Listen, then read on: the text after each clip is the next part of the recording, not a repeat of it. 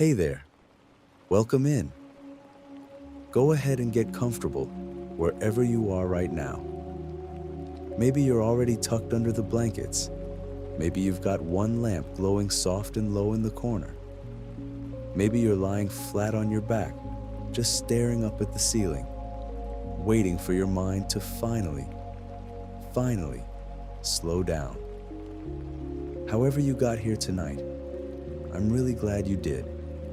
There's no rush now. There's nowhere else you need to be. This little pocket of time, right here, is just for you. So take a slow breath in through your nose. Hold it for a second at the top, and let it go, nice and easy, like a wave sliding back out to sea. That's it. You don't have to do anything else tonight. You don't have to solve anything, remember anything, or figure anything out. All you have to do is lie there and let my voice carry you somewhere gentle. And where we're going tonight? Well, it's the biggest, quietest, most peaceful place on the whole planet. We're going to drift out over the ocean. Now, before we push off from shore, let me say one quick thing, and then I promise I'll let my voice get softer and slower, and we'll settle in for the long haul. If these calm little journeys help you drift off, if you like having something gentle to fall asleep to, instead of the noise in your own head, do me a small favor and tap that like button, and maybe subscribe so you can find your way back here tomorrow night. That's the whole reason I do this, honestly. To help folks like you get the rest they've been missing. One sleepy soul at a time. That's the promise. That's the whole thing. And now that that's out of the way, we can just breathe and sink and float. Okay, let's talk about the ocean. Because here's the thing about the sea that I find so strangely comforting when I can't sleep. It is enormous. It is so much bigger than any problem I've ever had. Bigger than any worry that's ever kept me up past midnight. The ocean covers a little more than 70% of the surface of our whole planet. Just let that number roll around in your mind for a second. 70%. If you were floating way up in space, looking back down at Earth, you wouldn't really see a world of countries and cities and roads. You'd see water, a great, deep, glowing blue marble, wrapped almost all the way around an ocean. That's why some people say we didn't really name our planet very well. We call it Earth, but honestly, we probably should have called it ocean. And I love thinking about that when the world feels loud and small and stressful. Because most of us spend our whole lives on that little slice of dry land, the 29 or so percent that pokes up above the water. We build our houses there. We drive our cars there. We stress about our email there. But all the while, wrapping around us on every side, there's this vast, slow, breathing blue that just keeps rolling on, completely indifferent to our to-do lists. It was here long before us. It'll be here long after. And there's something about that, isn't there, that just lets your shoulders drop an inch. You're allowed to be small tonight. You're allowed to just be one little person, floating on a great big planet, letting the whole thing hold you up. Let's go a little deeper. Not fast. There's no hurry in the ocean. Everything down there moves slowly, and tonight, so will we. Imagine you're standing on a quiet beach at dusk. The crowds have all gone home. The sky is going soft and violet and gray, and the first stars are just beginning to prick through. The sand under your bare feet is still holding a little warmth from the day. And in front of you, stretching all the way out to the edge of the world, is the sea. You can hear it before you can really see it. That low, steady hush. waves gathering themselves up, curling over, and spilling onto the shore. And then sliding back, and then doing it all again. Over and over, that sound has been playing on this planet for billions of years, long before there was a single ear around to hear it. Isn't that a lovely thought to fall asleep to? That sound, that exact hush and pull of water on sand, was happening on empty beaches hundreds of millions of years ago. No people, no footprints, just the moon, tugging gently on the water, the way it still does every single night. Because that's what tides really are, you know. When the sea creeps up the beach and then slowly pulls away, that's the moon, 250,000 miles away, reaching down with an invisible hand and giving the ocean the gentlest tug. Twice a day, every day, the whole sea breathes in and breathes out. High tide, low tide, in and out. A little like the breath moving through you right now, slow and even, as you sink a bit deeper into your pillow. Let your eyes go heavy if they haven't already. You don't need them for where we're going. Picture the water in front of you now, and imagine wading in, just up to your ankles at first. It's cool, but not cold. It wraps around your skin, soft as silk, and with every gentle wave, a little more of the day washes off of you. That tightness in your neck, that thought you keep circling back to, that thing somebody said that you can't quite let go of. Let the water take it. It's got room for all of it. The ocean holds unimaginable weight without ever straining. It can hold this too. Here's a fact I love, and I want you to hear it slowly. If you could somehow take all the water in all the oceans of the world and gather it up into one single drop, one perfect sphere of water floating in space, that ball of water would be about 700 miles wide. That's it. All that sea, every wave you've ever watched, every drop that's ever soaked a beach towel or filled a tide pool, rolled up into a single blue bead only a few hundred miles across. It sounds small when you say it like that. But then you remember how deep it goes, because the ocean isn't just wide, it is deep.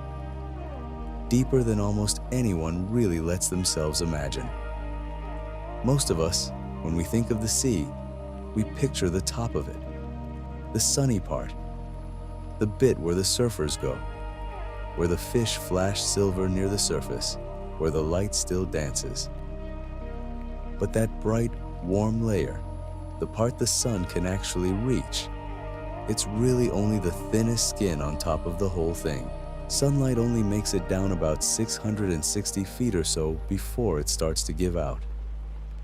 And the average depth of the ocean, all the way down to the seafloor, is more like 12,000 feet. Over 2 miles straight down. So nearly all of the ocean, the overwhelming majority of it, sits in permanent, velvety darkness. A darkness that has never once seen the sun. And we're going to visit that darkness together over the next little while.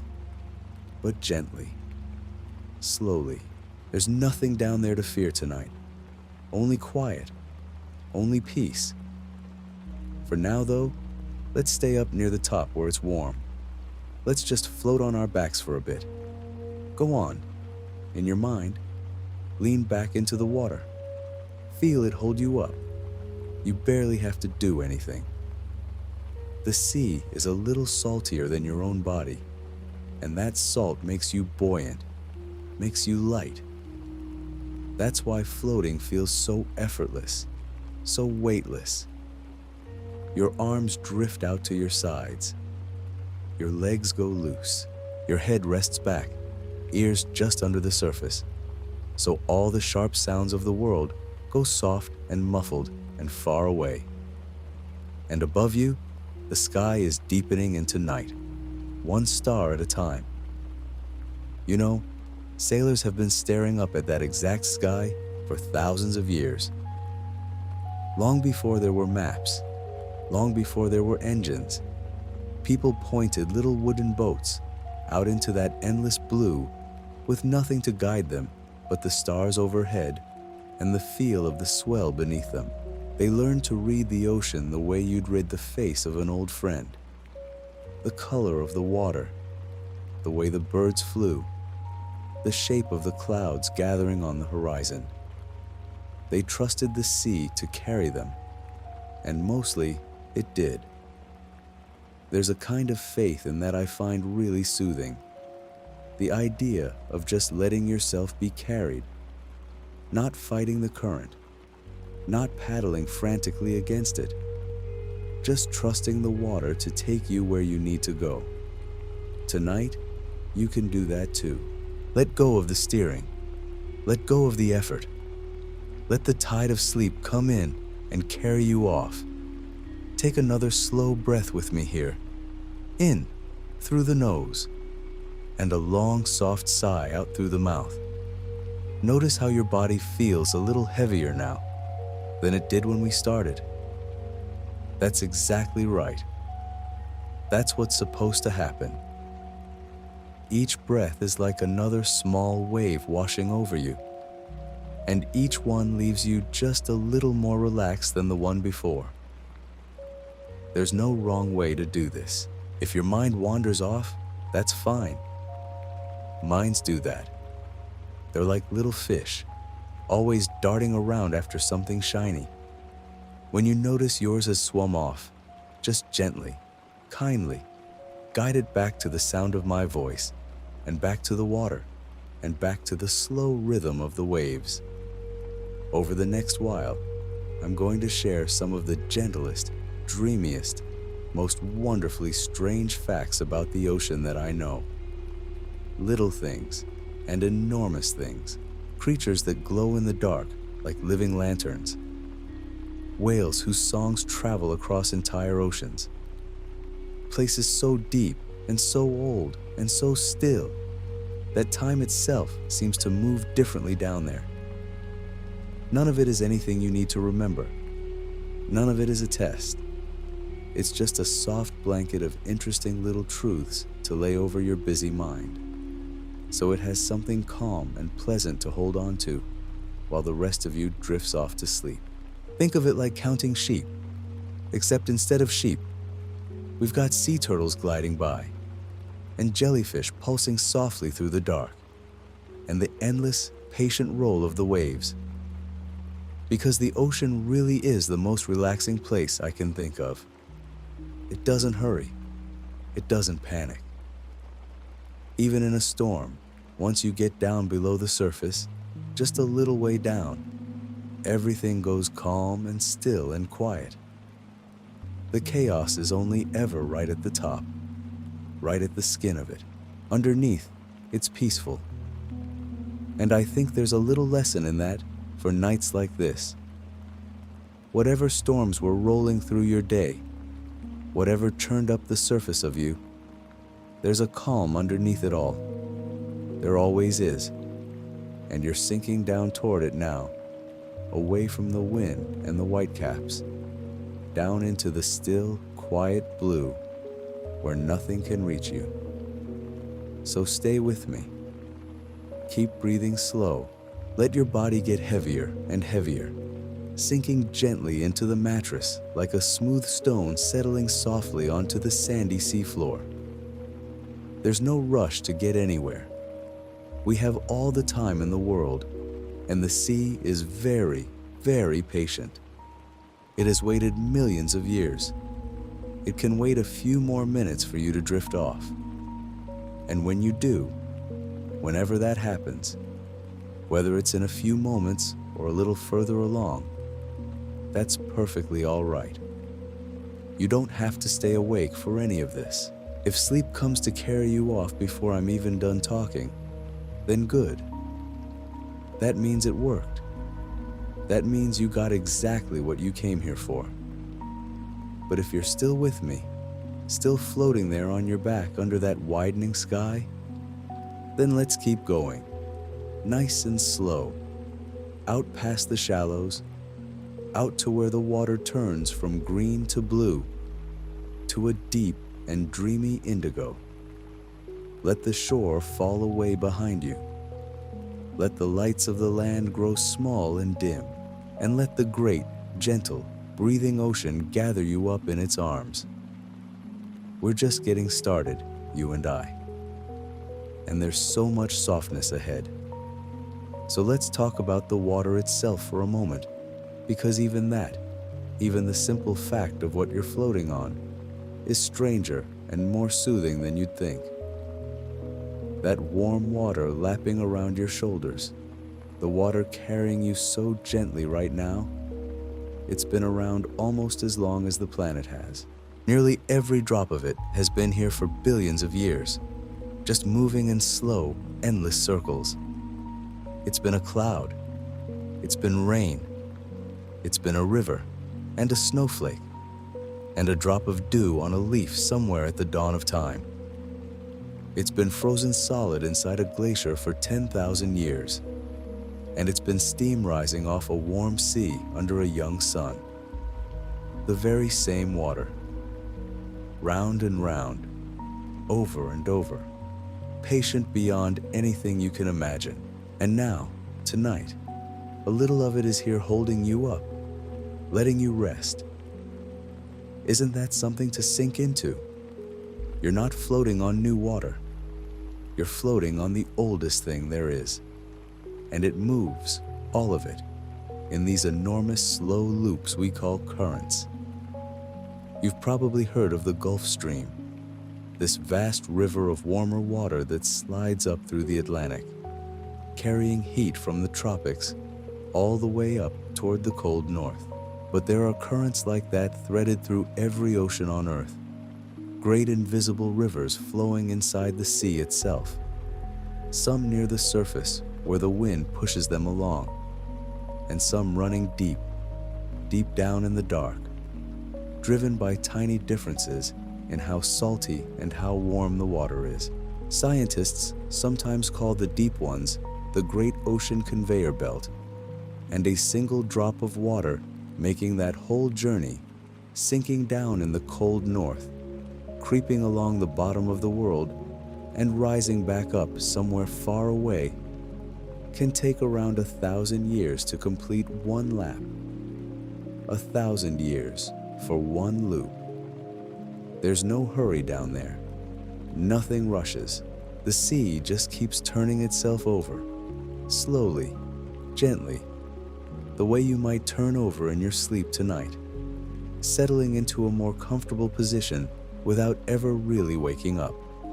Now let your body get a little heavier as I tell you this next one, because I love it. You know how the sea is salty. Everybody knows that. But have you ever wondered where all that salt actually comes from? It comes from the land. It really does.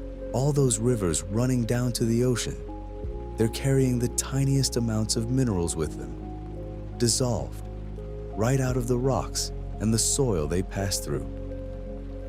A little bit of salt from a mountain here, a little from a valley there, worn away grain by grain over unimaginable stretches of time and washed slowly, slowly down to the sea. And once it gets there, the salt mostly stays. The water can leave, rising up as vapor to make the clouds, but the salt is left behind. So over hundreds of millions of years, the ocean has been very quietly, very gently, gathering up the dissolved bones of the mountains and holding on to them.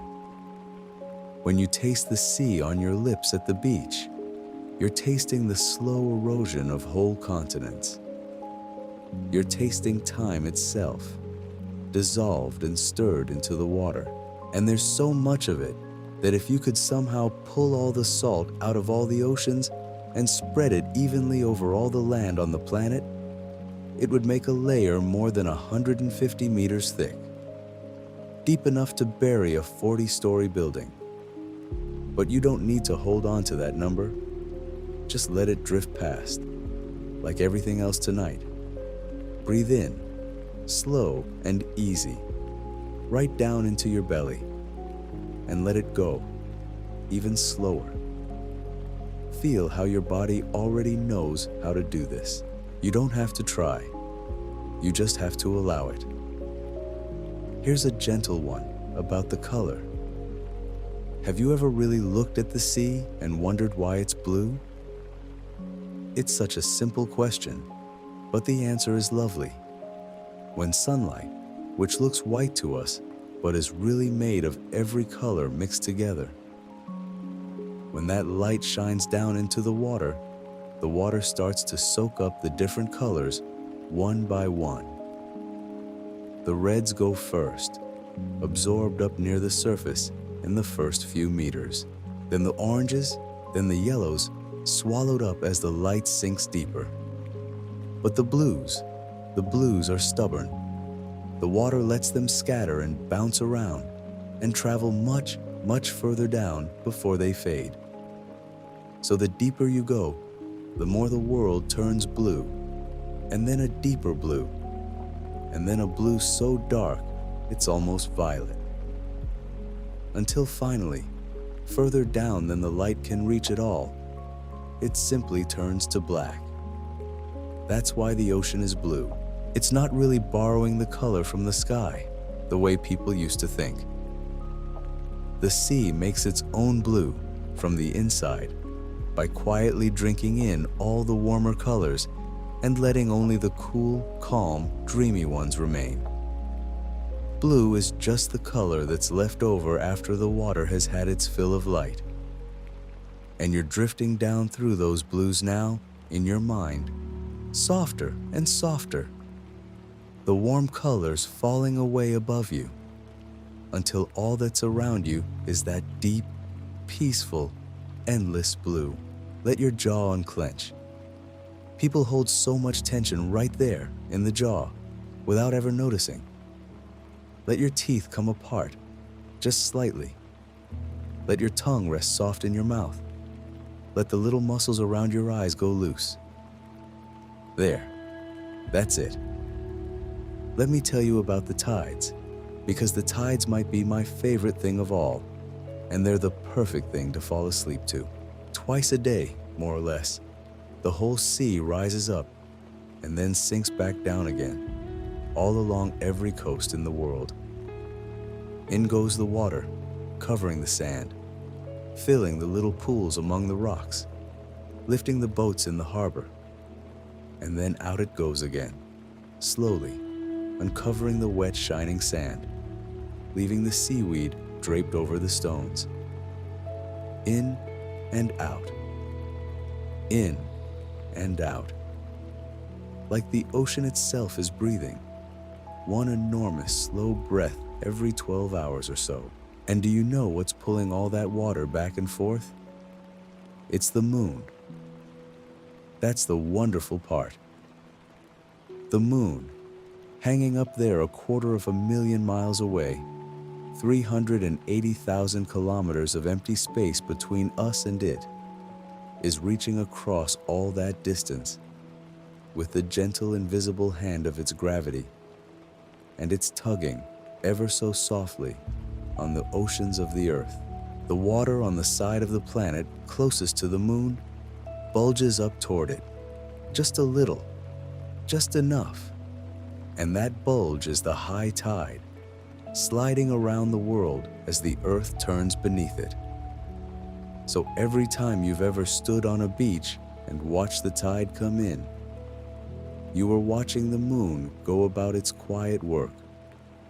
The sea and the moon, holding hands across the dark, doing this slow, patient dance they've been doing for billions of years, and will keep doing for billions more. There's something so calming in that, isn't there? That even the tides aren't in a hurry. That the biggest movements of water on the whole planet happen at the pace of a slow, deep breath. And here's a soft little secret tucked inside that. the moon is very slowly drifting away from us. Just a few centimeters a year, about the rate your fingernails grow. But away it goes, a little further out each year, which means that long, long ago, the moon was much closer, and it hung enormous in the sky, and the tides it pulled were mighty, sweeping things. And far in the future, it'll be further still, and the tides will be gentler. But tonight, right now, it's exactly where it is, doing exactly what it does, breathing the sea in and out beneath a sky full of stars. And you're breathing right along with it, in and out, slow and full and easy. Feel the weight of your arms now, resting wherever they've come to rest. Feel how they've gotten heavier, the way things feel heavier in warm water. Feel your legs, long and loose and sinking. Your whole body is being held completely, so you don't have to hold any part of it up yourself. You can hand all that weight over to the water, over to the bed, over to the deep, patient sea. It's got you. Let's talk about warmth for a moment, because the sea has more to do with keeping you cozy than you might guess. The ocean is the biggest store of heat on the entire planet. All that water is astonishingly good at soaking up warmth from the sun during the long days of summer and then holding on to it, letting it out slowly through the cold nights and into the winter. That's why places right by the coast tend to have gentler weather than places deep inland. The sea acts like a great big hot water bottle tucked against the side of the land, taking the sharp edges off the heat and the cold, smoothing everything out. It never lets things get too extreme, not too fast. It absorbs the shocks. It steadies the swings. In a way, the ocean is the reason so much of this planet is comfortable enough to live on at all. It's a great, calm thermostat wrapped around the world, always working, always quietly balancing things, keeping the summers from getting too fierce and the winters from getting too bitter. And the top few meters of the ocean, just that thin, warm layer near the surface, hold as much heat as the entire atmosphere above it. All that warmth, cradled in the water, moving slowly around the globe, keeping everything mild and livable and soft. You can let that image settle over you like a warm current passing through. That gentle warmth spreading up from your feet, up through your legs, into your middle, along your arms, into your shoulders and your neck, up over your face.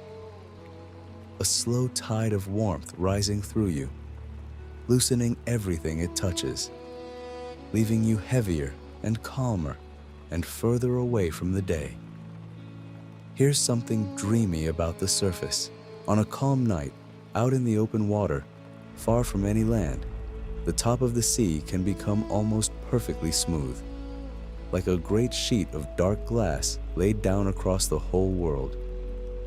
No waves at all, just the tiniest ripples, and the whole enormous bowl of the sky reflected in it. The stars above and the stars below mirrored so perfectly that a sailor could almost lose track of which way was up. People who've been out there in the middle of the ocean on a still clear night, they talk about it like a kind of magic, like floating in the very center of the universe with stars in every direction. And it's silent, truly silent, in a way we almost never get to hear on land. No traffic, no voices, no hum of machines. Just the softest lap of water against the hull, and now and then, the far-off breath of some creature surfacing in the dark, and then quiet again. That's the sound world you're sinking into now. That deep, cushioning, velvet quiet of the open sea at night, with nothing to do and nowhere to be. and no one who needs anything from you at all. Let that quiet fill up your head, gently, pushing out all the little leftover noises of the day. Any conversation that's still replaying, let it fade. Any list of things for tomorrow, let it drift off, out across the water, growing smaller and smaller until it slips below the horizon, and it's gone. You can pick it all up again in the morning if you really need it. It'll keep. For now, there's only the water and the stars and the slow, kind sound of my voice and the warm, dark sea holding you up. Breathe in one more time, nice and slow. Hold it, soft and easy, for just a moment at the top. And let it out, longer than you took to breathe it in, feeling your whole body sink another inch deeper as you do. That long, slow out-breath is like the tide going out, drawing back from the shore, carrying a little more of your tension away with it each time, out into the deep, where it dissolves and disappears. And you know, all of this that I'm describing, the currents and the tides and the salt and the ancient endless water, all of it is happening right now, tonight, while you lie here. Somewhere out there, the tide is coming in on a moonlit beach with not a single soul to see it. Somewhere, a slow, deep current is creeping along the bottom of the sea in total darkness, moving water that won't feel the sun again for 1,000 years. Somewhere, a wave is rolling up onto sand exactly the way waves have rolled for hundreds of millions of years. That same soft hush, that same gentle pull, the whole vast machinery of the ocean turning quietly in the dark, asking nothing of you, needing nothing from you, just carrying on the way it always has and always will. And there's such comfort in that the world is so much bigger than any single day, that the sea keeps its slow rhythm no matter what, that you can let go completely tonight, and everything will keep turning gently on without you, and be right there waiting, calm and steady, whenever you wake. So stay floating here with me a little longer, out where the water's warm and the sky is wide. There's no need to do anything at all now, except breathe and sink and listen. And as you settle even deeper, let's drift on together toward the stranger, softer wonders further out, where the light starts to fade and the sea begins to reveal its quietest secrets.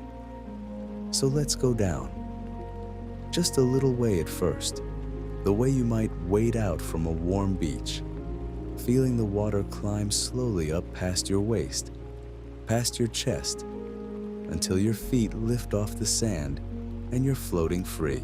Down there, just below the sunlit surface where you've been drifting, the light begins to change. It doesn't switch off all at once. It fades softly, like someone turning a dimmer down over the course of a very long, slow evening. The first thing to go is the red. You wouldn't think it, but red light can't reach very far into the sea at all. By the time you've sunk only a few meters down, all the red has been quietly soaked up by the water. So a red fish down there doesn't even look red anymore. It looks gray or black, and it can hide in plain sight without doing anything clever at all.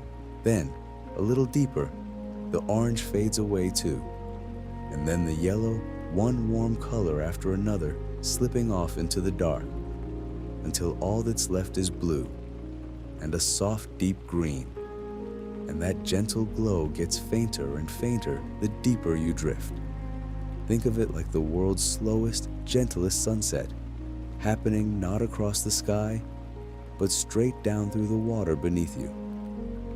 Layer by layer, the colors peel away, and everything goes calm and blue and dim. There's a name for this part of the sea, this stretch where the sunlight is fading but hasn't quite given up yet. People call it the twilight zone. Isn't that a beautiful name for a place? The twilight zone of the ocean, where it's forever the soft blue hour just after sunset, all day, all night, always. It starts around 200 meters down and reaches down to about 1,000 meters. And in all that huge, dim, blue-gray space, the light is never bright and never fully dark.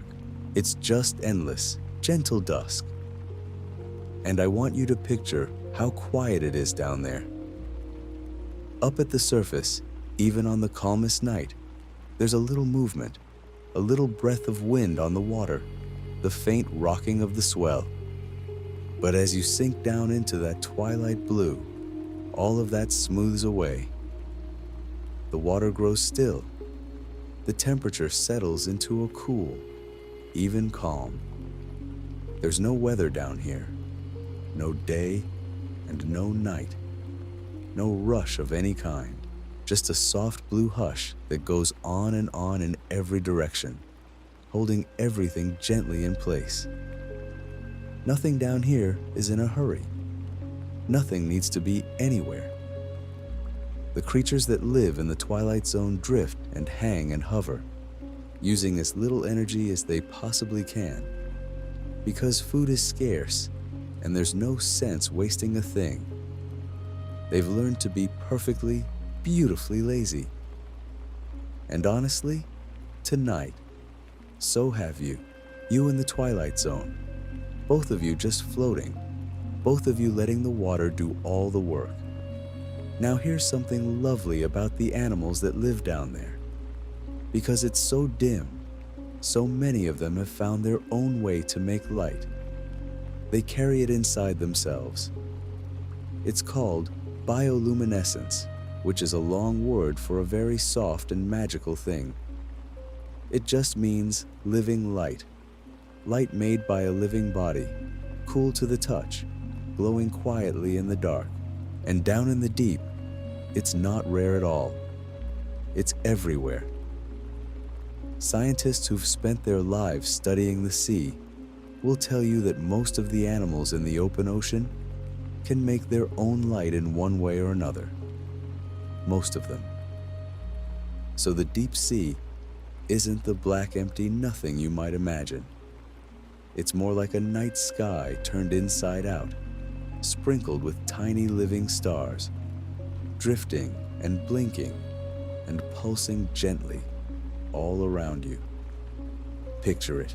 You're hanging there in the cool blue dark, weightless, calm, and all around you in the distance, there are these little points of light.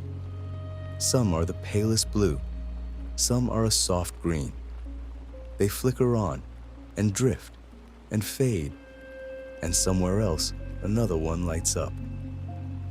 A little glowing jellyfish pulses by, trailing light like a slow firework that never quite goes out.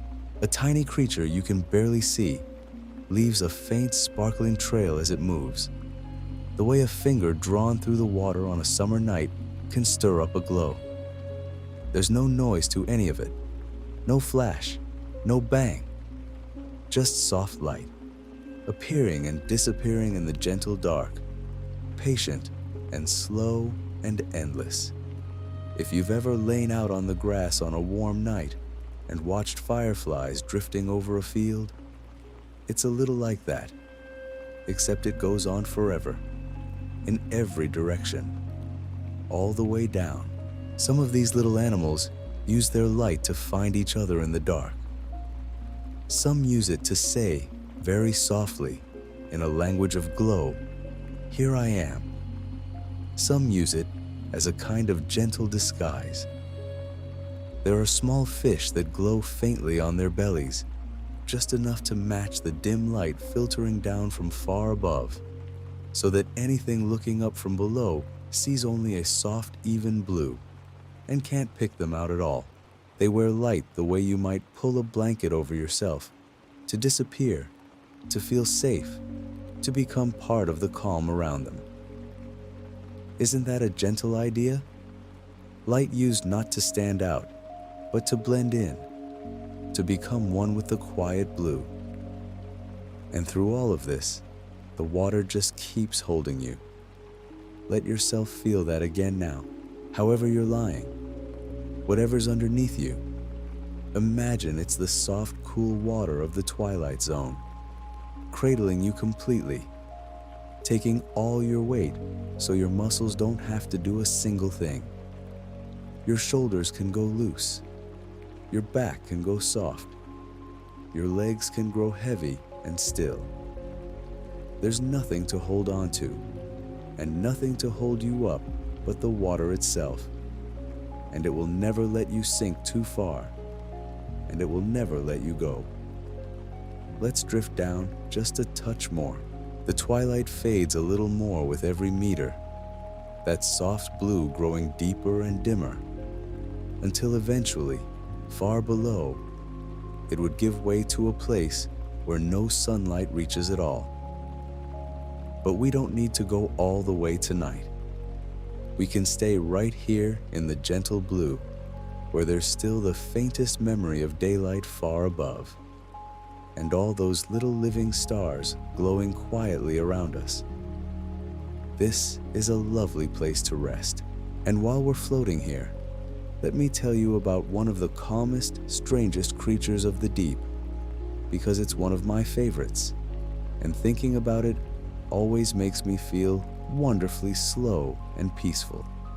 Down in this cool, dim water, there are creatures that live their lives at a pace we can barely imagine. There's a kind of deep-sea snail, and there are corals and sponges down in the cold that grow so slowly, so patiently, that some of them are hundreds of years old. Some of the deep corals alive right now were already growing when your great-great-great-grandparents were children. They've just been sitting there in the quiet, cold water, in the soft dark, growing one tiny fraction at a time, in no rush whatsoever, letting the centuries drift past like slow currents. Imagine that. A life with no hurry in it at all. No alarm clock, no deadline, no racing thoughts. Just being, in the cool and the calm, letting time pass as gently as water moving over stone. There's a certain deep-sea clam that scientists believe can live for more than 500 years. 500 years, down in the dark, doing nothing but quietly breathing the sea in and out. It was alive before your country was your country. It was alive before your language sounded the way it sounds now. And all it's been doing, this whole long while, is resting on the sea floor in the cool and the quiet, keeping its slow, steady rhythm, asking nothing of anyone. There's something so restful about that, isn't there? A reminder that not everything has to move fast, that some of the oldest, most enduring things in the whole world are the ones that learn to slow all the way down. You can borrow a little of that tonight, that deep, ancient patience. There's nowhere you need to be, nothing you need to solve. Just like that old slow clam on the seafloor, you can simply rest and breathe and let the time drift by without holding on to any of it. Let your breath go slow like theirs. In, gently, and out, even slower. That long, soft out-breath sinking you a little deeper into the warm dark each time. There's another gentle thing about the deep I love, and it's about how sound travels down here. You might think the deep sea is silent, and in a way it is. There's no roar, no clatter. But sound moves beautifully through water, farther and clearer than it ever could through the air. And so, down in the quiet dark, whale song can travel for enormous distances. There are low, slow whale calls, deeper than anything your ears could really catch, that can roll across whole stretches of ocean, hundreds of kilometers, carried through the water like a message drifting between old friends who are very far apart. A whale can sing, and another whale, an impossibly long way away, can hear it and answer, both of them moving slowly through the deep blue, calling and listening across all that distance. And the songs themselves are so slow, so patient. A humpback whale can sing a phrase and then repeat it and build on it and carry a single song on for many long minutes, sometimes for hours, drifting through the water without hurry, letting each low note stretch out and fade before the next one comes. If you could slow your own breathing down to the pace of a whale song, you'd be breathing as slowly and calmly as anything alive. So let's do a little of that now. Let each breath be long and low, like a note in a whale's song rolling out across the dark sea. In, slow and deep. And out, longer still, the sound of it fading softly into the water, like a call sinking away into the blue. Picture one now, if you like, a great gentle whale far below the surface, drifting through the twilight blue. It's enormous, and yet it moves without the slightest effort, tilting a fin, gliding, weightless as a thought. It isn't afraid of anything. It isn't rushing anywhere. It just moves through the cool water in slow, easy arcs, singing its low, slow song to the dark, taking a breath only now and then, drifting for long, peaceful stretches between. There's such calm in a creature, that big moving that gently, nothing hurried, nothing tense, just a huge, soft, unbothered thing gliding through the deep, at home in the water, the way you're becoming at home in your bed, sinking into it, held by it, safe. And all of this, remember, is happening right now. As you lie here growing heavier and warmer and softer, somewhere out in the real ocean, a whale is drifting through the dark blue, singing its slow song to no one in particular. Somewhere, the little living stars of the deep are blinking on and off in the endless twilight. Somewhere, an old creature is resting on the sea floor exactly as it has for centuries, keeping its slow and patient rhythm, letting another quiet night pass over it. The whole gentle life of the deep is carrying on down there, calm and slow and unhurried, whether anyone is watching or not. And you get to belong to that stillness tonight. You get to sink into the same soft blue calm and rest as deeply as the oldest creature in the sea. So stay with me here, floating in the cool blue twilight, surrounded by soft living light, rocked by water that has held sailors and whales and ancient drifting things for longer than we can imagine. Let your breathing stay slow and low, like the whale's song rolling out into the dark. Let your body stay heavy and still, like the old patient creatures on the seafloor. And as you settle even deeper into that calm, let's keep drifting gently on together, further into the sea's quietest, dreamiest wonders, where everything moves slowly, and there's nothing at all you need to do but rest. Let's drift down a little further now, gently, the way you'd sink into a warm bath. And let me tell you about the deepest place in the whole ocean. Far out in the Pacific, there's a long crack in the floor of the sea called the Mariana Trench. And it goes down and down and down, further than you could ever really picture. If you took the tallest mountain on land, the great snow-capped peak that climbers spend their whole lives dreaming about, and you dropped it into that trench, the very top of it would still be more than a mile underwater. the bottom of that trench sits almost 11 kilometers below the surface. And here's the loveliest part, the part to hold on to as you're lying there. Down at the very bottom of that impossibly deep place, it isn't chaos, it isn't a storm. It's the stillest, calmest, most silent water on the entire planet. Nothing rushes down there. The water barely moves. It's dark and cool and utterly, perfectly quiet. A place that has been resting undisturbed for longer than anything you can imagine.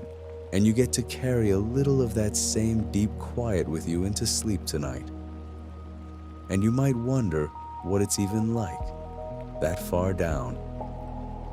The water above you would press in from every side, more weight than you could ever feel up here. And yet the creatures that live down there don't struggle against it at all. They've simply grown to belong to it. There are little pale fish drifting along the very bottom, soft and slow, perfectly at ease in a place we'd find crushing. They aren't fighting the deep.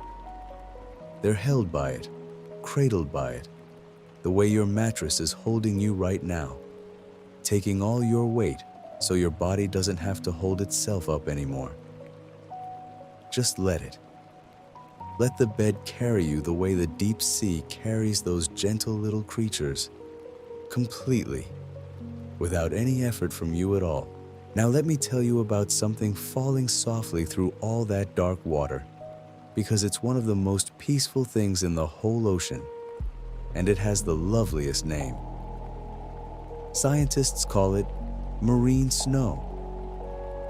All through the deep sea, day and night, a slow, soft drift of tiny, pale flakes comes sifting down from the sunlit waters far above. It's made of all sorts of little things, tiny specks of life that have finished their time near the surface, gently breaking apart and floating down, and it falls so slowly. A single flake can take days, sometimes weeks, to drift all the way down to the seafloor, turning and settling through the dark, like snow falling on a windless night. Imagine that, a quiet, endless snowfall in the deep. No cold, no wind, just soft, pale flakes drifting down through the blue-black water hour after hour, feeding all the patient creatures waiting below. There's no sound to it, no hurry, just this gentle, constant, drifting down, and you can let your own thoughts drift the very same way now, each one settling softly, sinking down and away. Nothing to hold on to, nothing to chase, just letting them fall through you and fade like flakes of snow, disappearing into the deep. Let me tell you about the way the whole ocean slowly turns itself over, because it's one of the grandest, gentlest things in all of nature, and it happens far too slowly for anyone to ever see. The seas of the world are all joined together, one great body of water wrapping right around the planet, and through all of them runs a single enormous current, so slow and so vast that scientists sometimes call it the Great Ocean Conveyor. Cold, heavy water sinks down near the frozen poles, and it creeps along the very bottom of the sea, sliding across the deep floor for thousands of kilometers, taking its time, in no rush whatsoever. And here's the thing that always stops me. A single drop of water, riding that deep, slow current, can take around 1,000 years to make its way all the way around the world and rise back up to the surface again. 1,000 years. A drop of water that sinks into the dark today won't feel the sun again until long after everyone alive tonight is gone, and their children, and their children's children after them. The sea keeps a kind of time we can barely understand, patient beyond all measure, turning itself over so slowly that a single breath of the ocean takes 10 centuries. And tonight, you don't have to keep any time at all.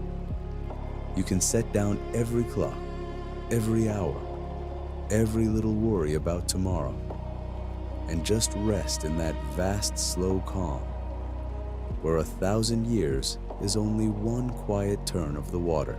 Now let me bring you back up a little, into a gentler, greener kind of place, because not all the wonders of the sea are down in the cold dark. Closer to the coasts, where the sunlight still reaches, there are whole forests growing underwater. Great swaying forests of kelp, tall golden green ribbons of it, rooted to the rocky bottom and reaching all the way up toward the light. And this kelp grows fast, faster than almost anything else alive, sometimes stretching up by half a meter in a single day. So if you sat and watched patiently, you could very nearly see it climbing. But the loveliest thing about a kelp forest is the way it moves. The whole forest sways together in the slow rhythm of the swell, every long frond leaning one way, then easing back the other, over and over, gentle and unhurried, like a field of tall grass bending under a soft summer wind, except slowed right down and made dreamlike by the water. And in among those swaying golden fronds, little fish drift and hover, and sea otters wrap themselves up in the kelp before they sleep, tangling a strand around their bodies so they won't float away on the tide while they doze. Just picture that for a moment. A little otter floating on its back at the surface, wrapped up snug in a ribbon of kelp so the sea can rock it all night long without ever carrying it off. Held and safe and gently rocked. That's you tonight, wrapped up warm, held right where you are, rocked ever so slightly by the slow swell of your own breathing.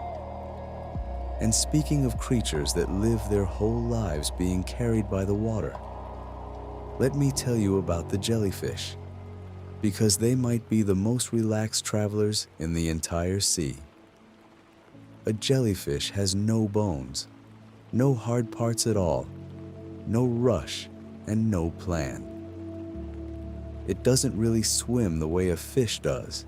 It just opens and closes, softly, gently, pushing itself along with the slowest, most peaceful pulse you've ever seen. And mostly, it simply lets the currents take it wherever they're going. It drifts.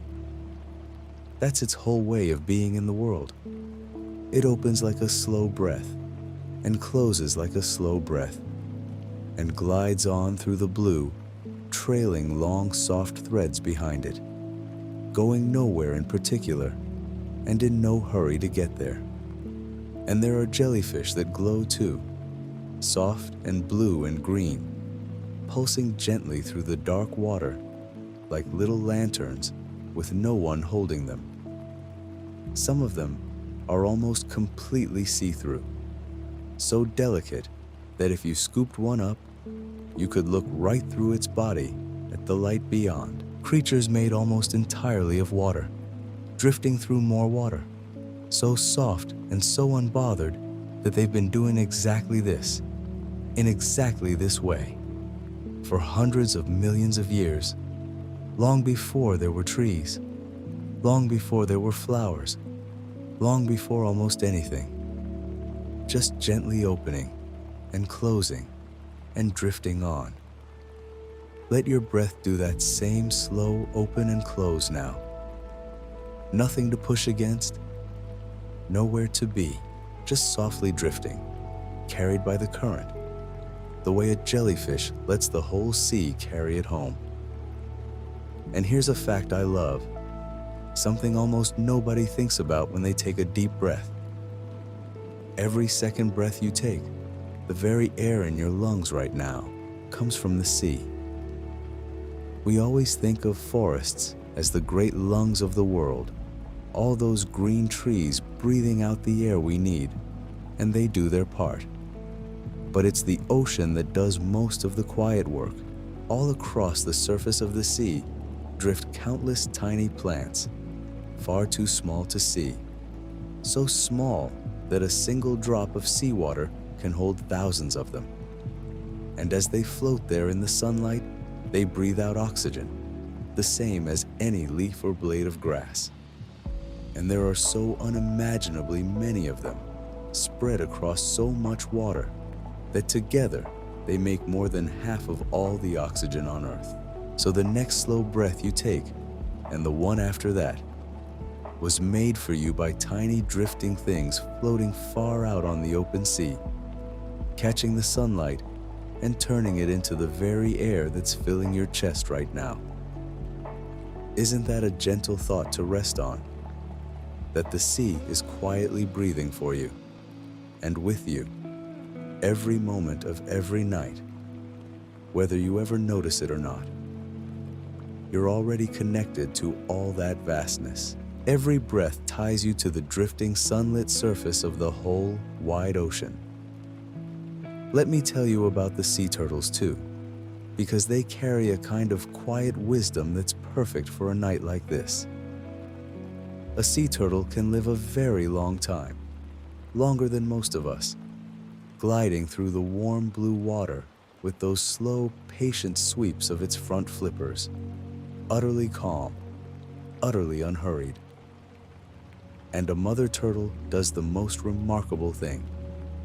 When it comes time for her to lay her eggs, she finds her way back, across hundreds and hundreds of kilometers of open ocean, to the very same beach where she herself was born all those years before. No map, no signs, nothing to follow but some quiet sense inside her that always knows the way home. She swims through the dark water for weeks, steady and slow, and she arrives exactly where she's meant to be, on the very stretch of warm sand that first held her. There's something so comforting in that, isn't there? The idea that somewhere deep inside a living thing, there can be a perfect, patient sense of home, a pull that always brings it safely back to the place it belongs. And you have a place like that too. It's right here, right now, this warm, safe spot where you're lying, the place your whole body has been carrying you toward all day long. You found your way home to it. You can stop swimming now. You've arrived. You can rest. And let me leave you with the corals before we drift on, because they're some of the oldest, most patient builders in the whole world.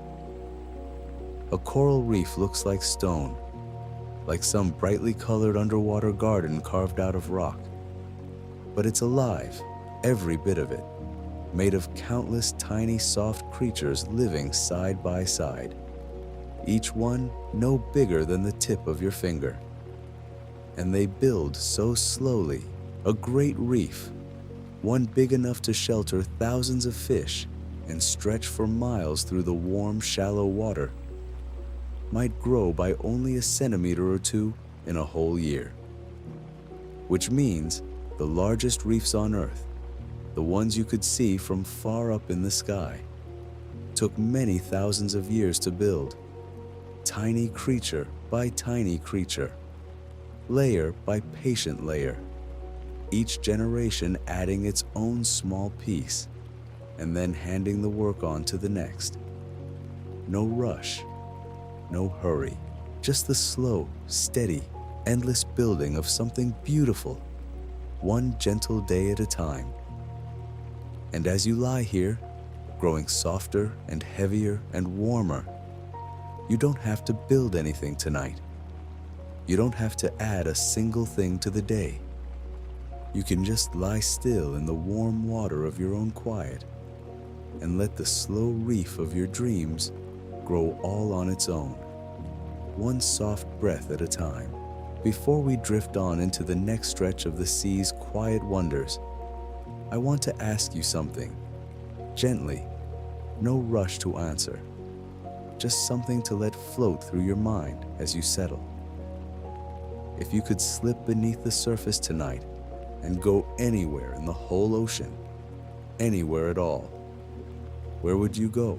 Would you drift with a jellyfish through the warm blue shallows, or sway in a golden kelp forest with the sleeping otters, or sink down slow and safe into the still, quiet dark at the very bottom of the sea?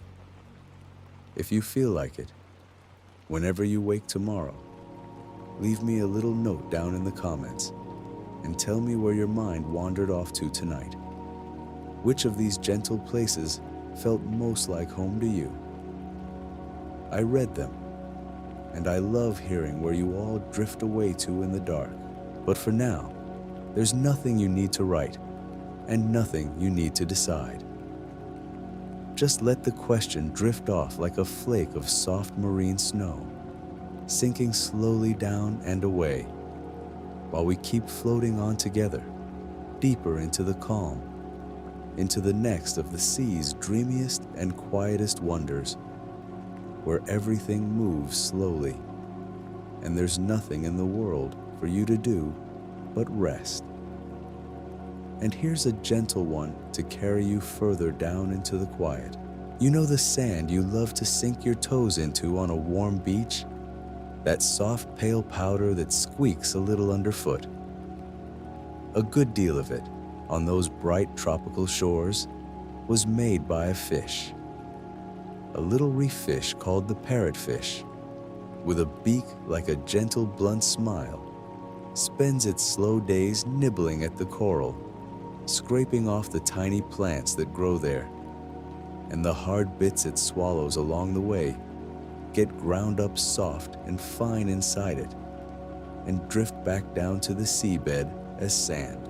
One single parrotfish, drifting around its reef, minding its own quiet business, can make hundreds of kilograms of soft white sand in a single year.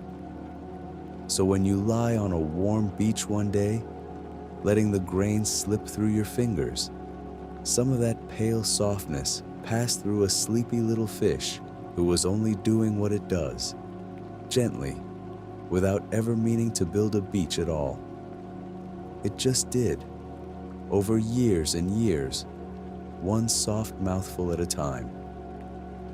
Isn't that a lovely thing to drift on? That even the sand beneath you was made slowly, patiently, by a small creature with nowhere to be, and all the time in the world. Now let me take you somewhere warm and strange and beautiful, to a handful of quiet bays scattered around the world, where the water itself seems to glow. In a few sheltered lagoons, in places where the sea stays warm and still, the water is full of tiny living things so small you'd never see a single one. And when the water moves, when something brushes past them in the dark, they light up. On the right kind of night, with no moon in the sky, you could dip your hand into that black water and lift it out trailing soft blue light, like liquid starlight running down between your fingers. Every ripple glows, every gentle swirl leaves a fading blue-green trail behind it. The fish that swim through leave streaks of light in their wake, like slow shooting stars moving under the surface. And it's all made by creatures too small to see, each one flickering for just a moment and then going dark again. Picture yourself floating there tonight, in that warm, glowing bay, every little movement of your body wrapped in soft blue light, the whole sea around you shimmering quietly whenever you breathe. You don't have to do anything. Just being here, just breathing slow, sets the whole ocean gently glowing around you.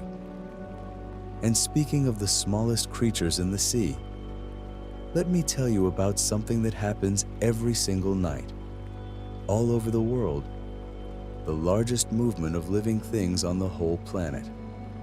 And it's so gentle that hardly anyone ever thinks about it. All through the sunlit top of the ocean drift countless tiny animals, so small that a single teaspoon of seawater might hold more of them than you could ever count.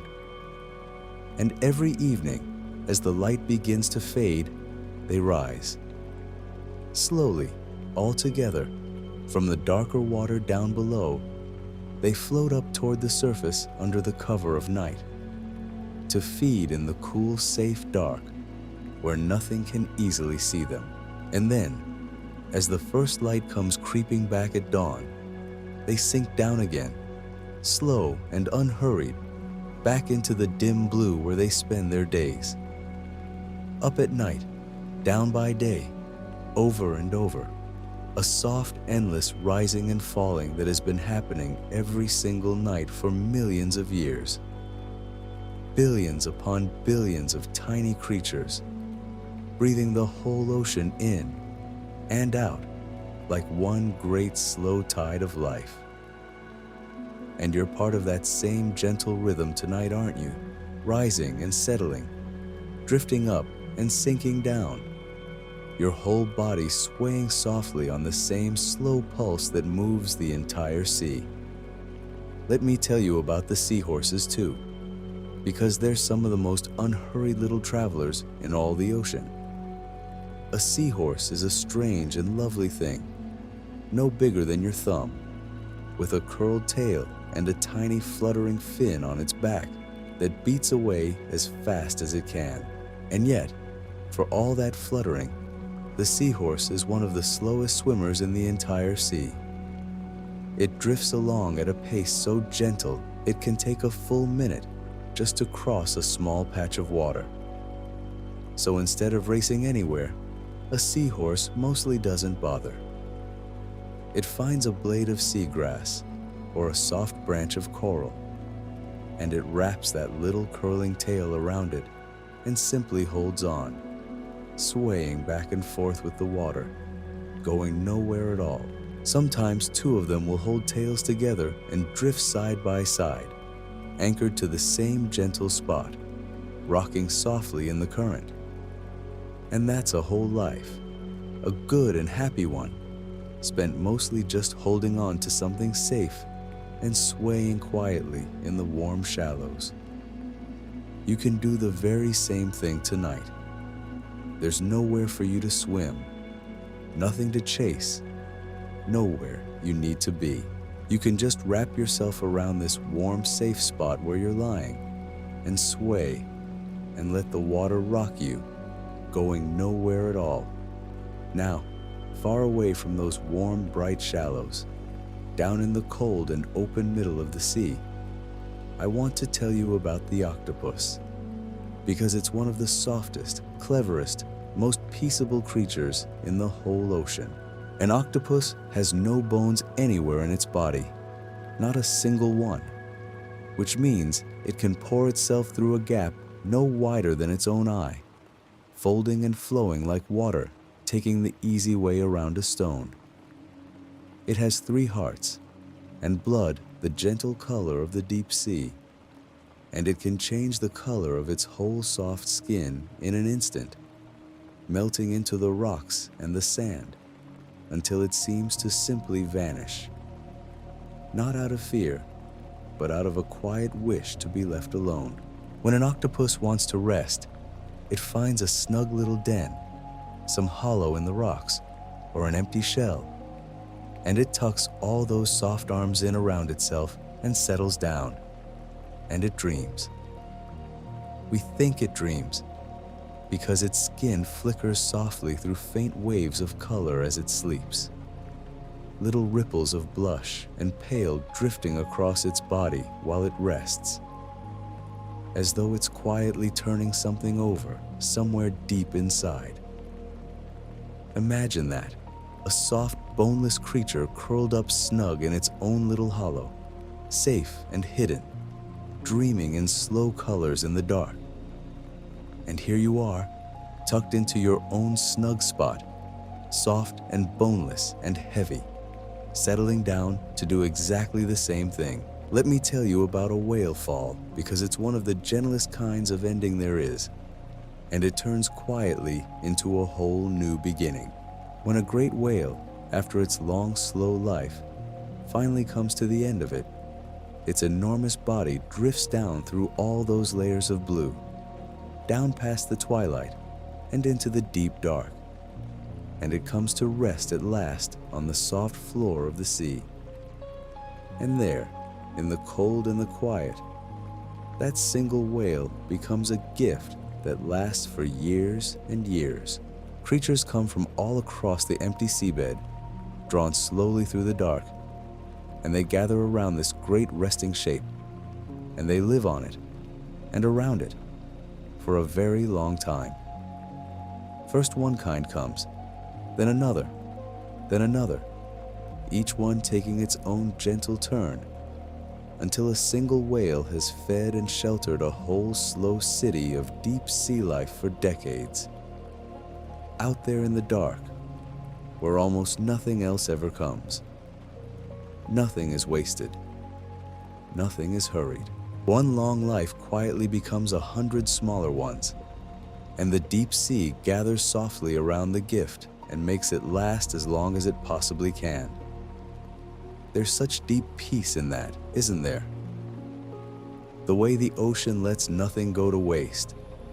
The way an ending down there is really just a slow handing on, a passing of one warmth into the next. And here's something for you to rest your mind on about the deep sea floor itself. The great flat plains that stretch across the very bottom of the world. Most of the ocean floor, the enormous majority of it, isn't the dramatic trenches or the mountain ranges you might imagine. It's soft, flat, endless plain, some of the flattest and calmest ground anywhere on Earth, stretching for thousands of kilometers in every direction, under a deep blanket of the softest silt.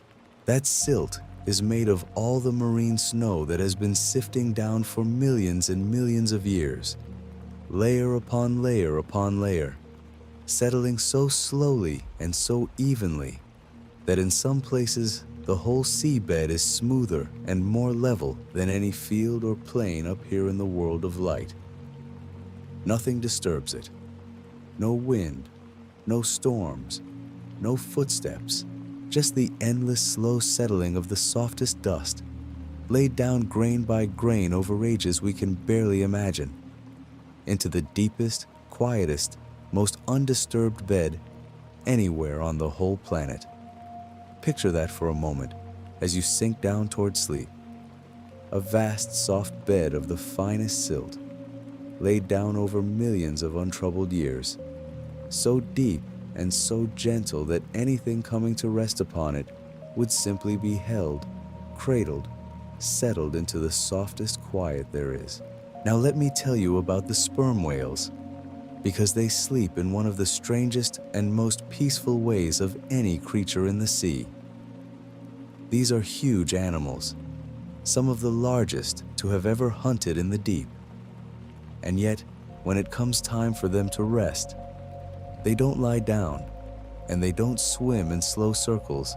They simply stop and drift and float there upright in the water, nose pointed gently toward the surface, tail hanging down into the blue below, hanging perfectly still like a great quiet forest of standing giants. Whole families of them will gather together and rest that way at the same time. A dozen enormous whales all hanging motionless and upright in the still water, drifting softly with the current, sleeping side by side in the calm. They only rest for a little while at a time, coming up now and then for a slow, quiet breath, and then sinking back to hang once more in the peaceful blue. Just imagine it, a group of the biggest hunters in the ocean, choosing to spend part of their day simply floating, still and vertical and calm, resting together in the great open water with nothing holding them up but the gentle sea itself. That's how safe the ocean can feel. Safe enough that even the giants let themselves go completely still and trust the water to hold them while they sleep. And let me leave you drifting for a moment on the giant kelp, because unlike almost everything else in the deep, It's a grower in a hurry, in the gentlest possible way.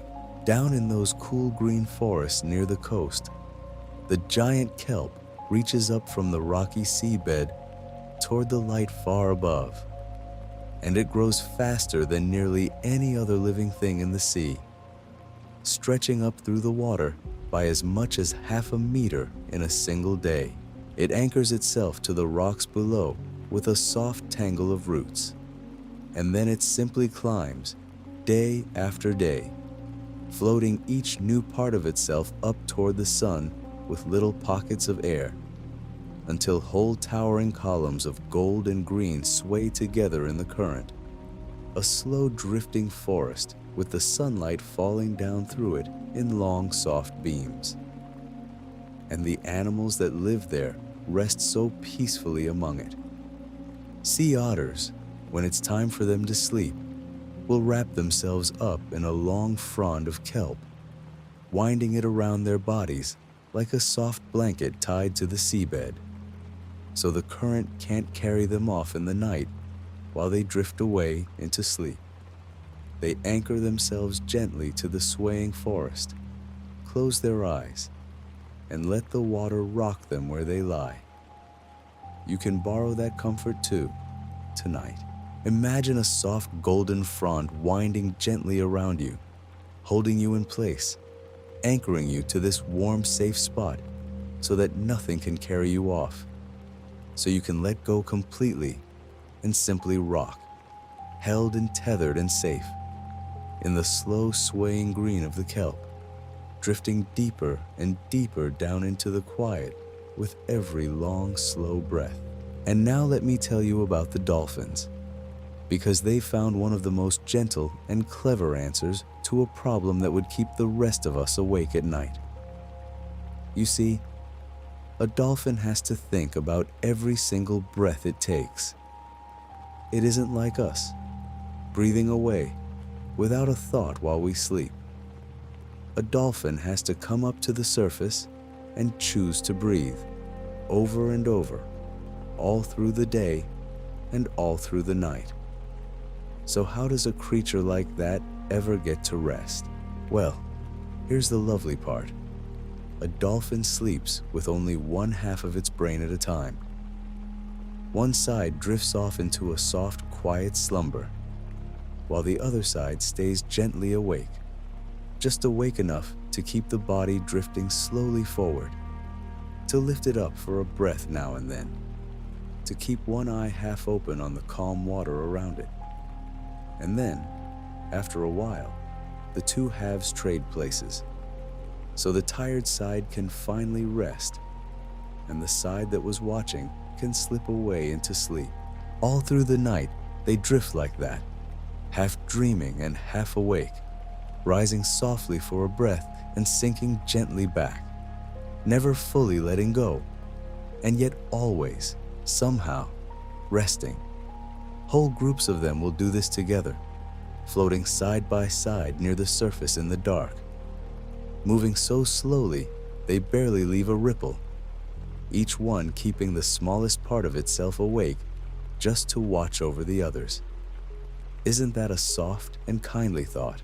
Even in sleep, they stay together. They keep each other safe. Nobody drifts off entirely alone. And tonight, you don't have to do even that much. You don't have to keep any part of yourself awake to breathe, or to watch, or to guide yourself along. Your body already knows how to breathe without you asking it to. You can let both halves of yourself go quiet at the very same time, both sides slipping down together into the same warm dark. Because here, right now, there is nothing at all you need to keep watch over. Let me tell you about the parrotfish next, because the way it settles down for the night is one of the coziest little rituals in the whole sea. All day long, the parrotfish drifts around the reef in its bright colors, nibbling gently at the coral, painted in blues and greens and soft, warm golds. But when the light begins to fade and it comes time to sleep, the parrotfish does something wonderfully snug.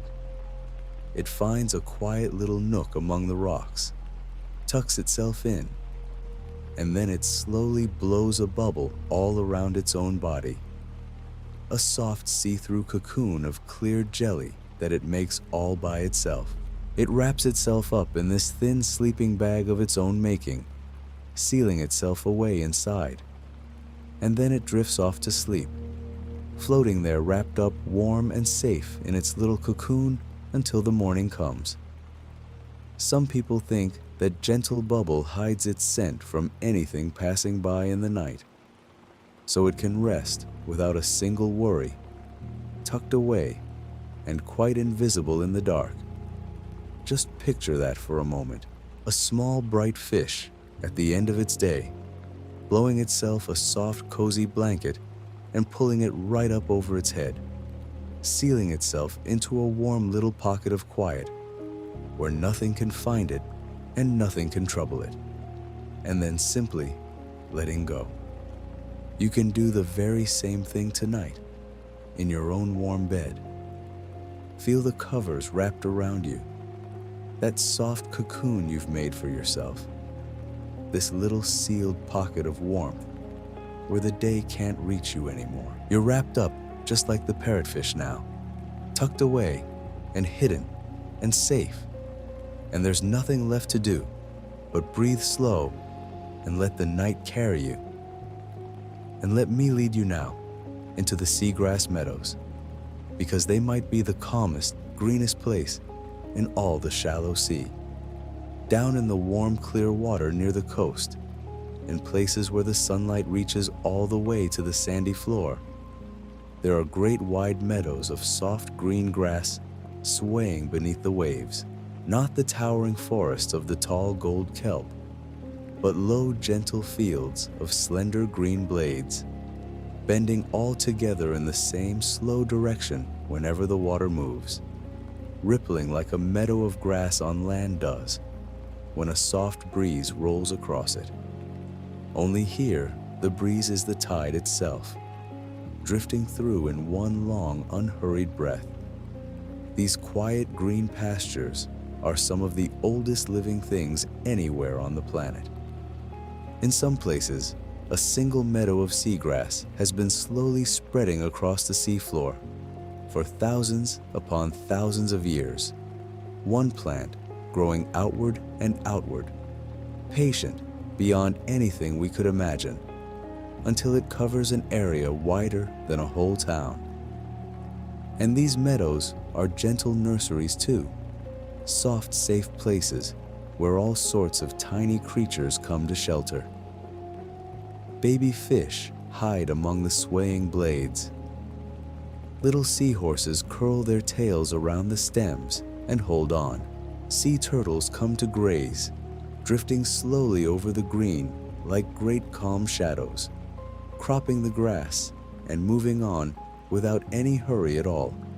The whole meadow just sways there, endlessly, patiently, breathing with the tide, sheltering the small and the young and the tired, a soft green cradle laid across the floor of the shallow sea. Let yourself sink down into that green now. Imagine lying in that meadow, the soft blades bending all around you, swaying you gently one way and then the other. The warm light falling down through the shallow water in long, slow ribbons. Everything unhurried, everything safe. The whole world rocking you slowly in a field of green.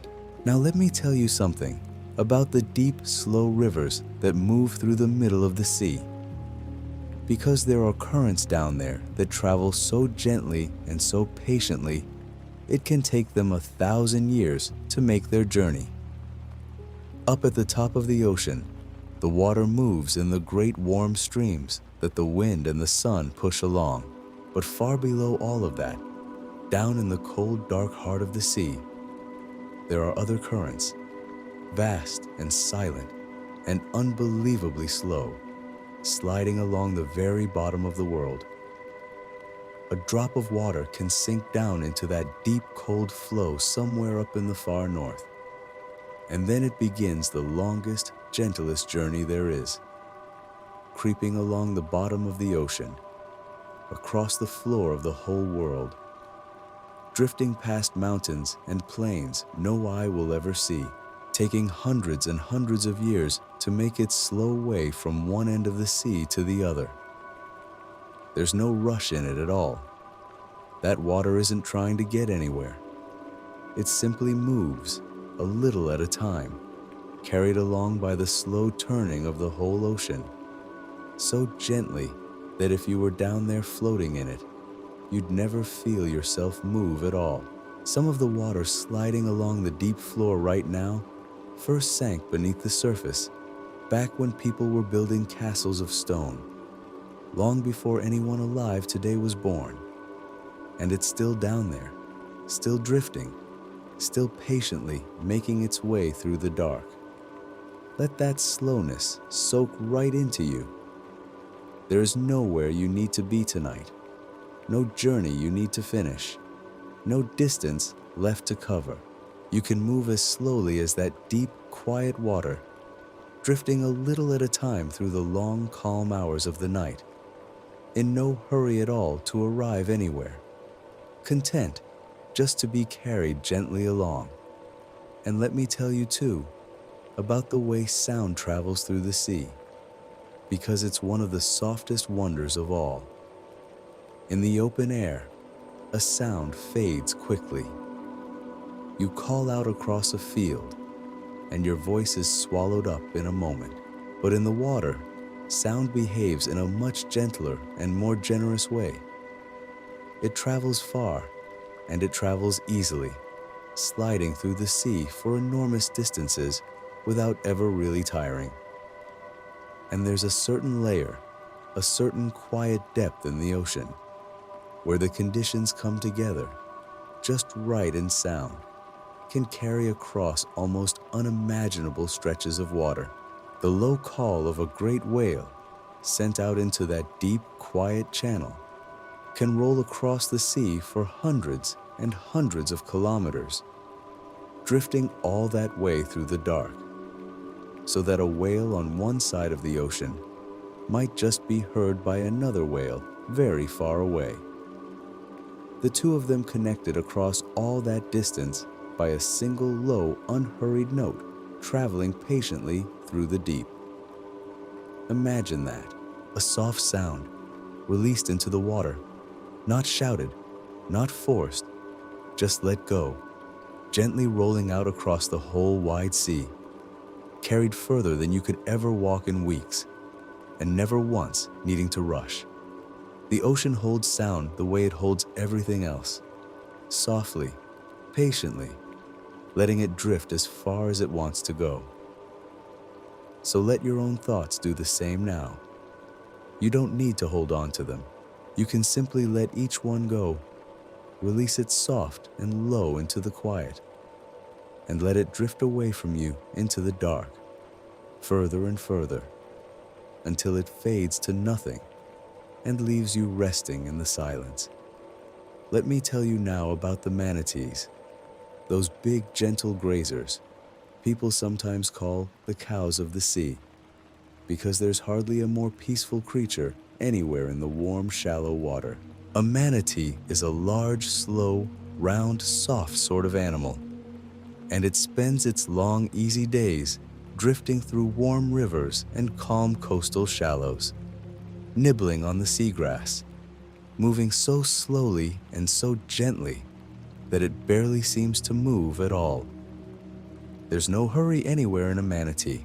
It glides along at the pace of a slow walk, grazing the green meadows, rising every few minutes for a soft, unbothered breath, and then sinking gently back down to rest on the bottom or hang half floating in the warm water. When a manatee sleeps, it simply drifts down to lie on the soft floor of the shallows or hang suspended just below the surface, rising up now and then for a slow breath without ever really waking, the way you might shift a little in your sleep and settle straight back down without ever opening your eyes. They gather together in the warm water when the weather cools, dozens of them drifting side by side in the gentle springs, where the water stays soft and warm all year. A whole crowd of big, gentle creatures resting together in the warmth, in no hurry to be anywhere, wanting nothing more than the warm water and the quiet and the soft green grass. There's a kind of deep contentment in a manatee that's lovely to imagine as you fall asleep. No worry, no rush, no restlessness, just the warm water, the slow breath, the gentle drifting, and all the calm time in the world. Let yourself become as heavy and content as that now. Feel the warmth wrapped all around you. Feel how slow your breathing has grown, and let yourself drift down the way the manatee does, sinking softly, settling gently, resting in the warm and the quiet, with nothing at all left to do. And let me leave you drifting for a while on the smallest lights of the open sea, the tiny drifting creatures that fill the sunlit water and turn slowly with the currents. All through the top of the ocean, spread out across the whole wide surface of the world, there float uncountable numbers of tiny living things, so small and so many that no one could ever begin to count them. They don't swim against the sea. They simply drift wherever it takes them, rising toward the light in the daytime, sinking softly down into the darker water as the evening comes, riding up and down through the water in one long, slow rhythm that repeats itself every single day, all over the world, in the greatest gentle movement of living things there is. They ask nothing of the ocean but to be carried, and the ocean carries them, lifting them up toward the warm light and lowering them softly back down again, over and over, endlessly patient, endlessly kind. And you are doing the very same thing right now, in your own quiet way. You've stopped swimming against anything. You've stopped pushing and steering and holding on. You're simply drifting, letting the warm dark carry you wherever it will, rising and falling with each long, slow breath, one of countless quiet things being gently held and gently moved through the great calm night. There's nothing to do but drift. There's nowhere to be but here. And with every soft, slow breath, you're sinking a little deeper, settling a little further, letting the gentle sea of sleep carry you softly down into the warm and quiet dark. Let me tell you about the sea otters now, because there's a small tender thing they do that's lovely to picture as you're settling in. When a sea otter wants to rest, it rolls onto its back on the surface of the water, floating there like a little boat, and it folds its paws up over its chest, and it simply lets the sea rock it gently while it sleeps. But here's the part that always softens something in me. Before it drifts off, an otter will often reach out and take the paw of another otter floating nearby. So the two of them hold on to each other as they sleep, drifting side by side through the long, soft night, so that neither one wanders off alone while the water carries them. Sometimes a whole group of them will do it, a raft of otters all holding hands together, rising and falling on the slow swell, turning slowly with the current, none of them going anywhere, all of them safe and warm and gently tethered to one another in the dark. And sometimes, if there's no other paw to hold, an otter will wrap itself up in a long strand of seaweed, winding it loosely around its body so the water can't carry it away while it rests, anchoring itself softly to the calm. Imagine that for a moment. Imagine being held so gently that you couldn't drift too far even if you tried, wrapped and tethered and rocked, with nothing asked of you but to close your eyes and let the sea do the rest. Let yourself feel a little of that now. Feel how the warm dark is holding you just as softly, keeping you here, keeping you safe, so that all you have to do is float and breathe and let go. And speaking of things that hold themselves gently in place, let me tell you about the little seashells you find scattered along the tide line, because every single one of them was once a home. Every shell you've ever picked up and turned over in your fingers, every spiral, every smooth curved half of a clam, every delicate fan lying in the wet sand, was slowly built by a soft living creature, grown a tiny bit at a time, layer upon patient layer over the whole of that little animal's quiet life. They don't build in a hurry. They lay down the smallest amount of shell, day after day, season after season, adding to the spiral so slowly that you could watch for an hour and never see it change. And yet, given enough calm time, a whole perfect house takes shape around them, curved and strong and beautiful, made entirely out of patience and the minerals drifting in the sea. And when the little creature's life is done and it drifts away, the shell it built keeps turning gently in the water for years and years, tumbled soft by the sand, carried in on the tide, until one day it comes to rest on a beach for someone to find.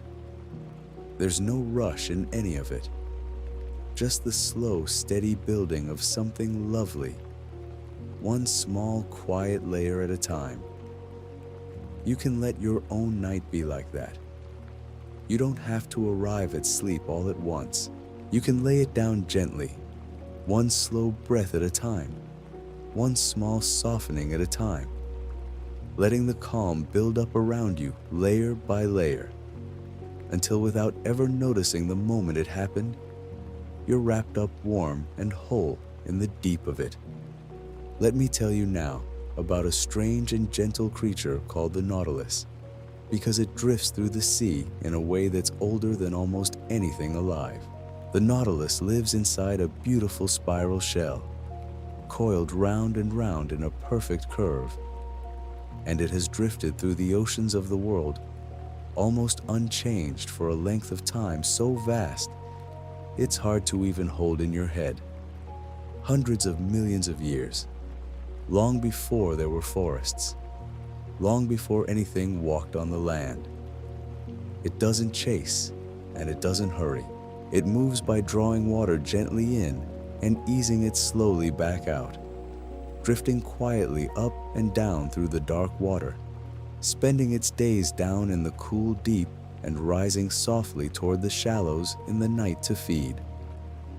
Inside that lovely spiral shell, there are little sealed chambers, and the nautilus fills them with just enough gas to float, adjusting itself with the smallest of efforts, hanging weightless in the water, like a thought suspended in the dark.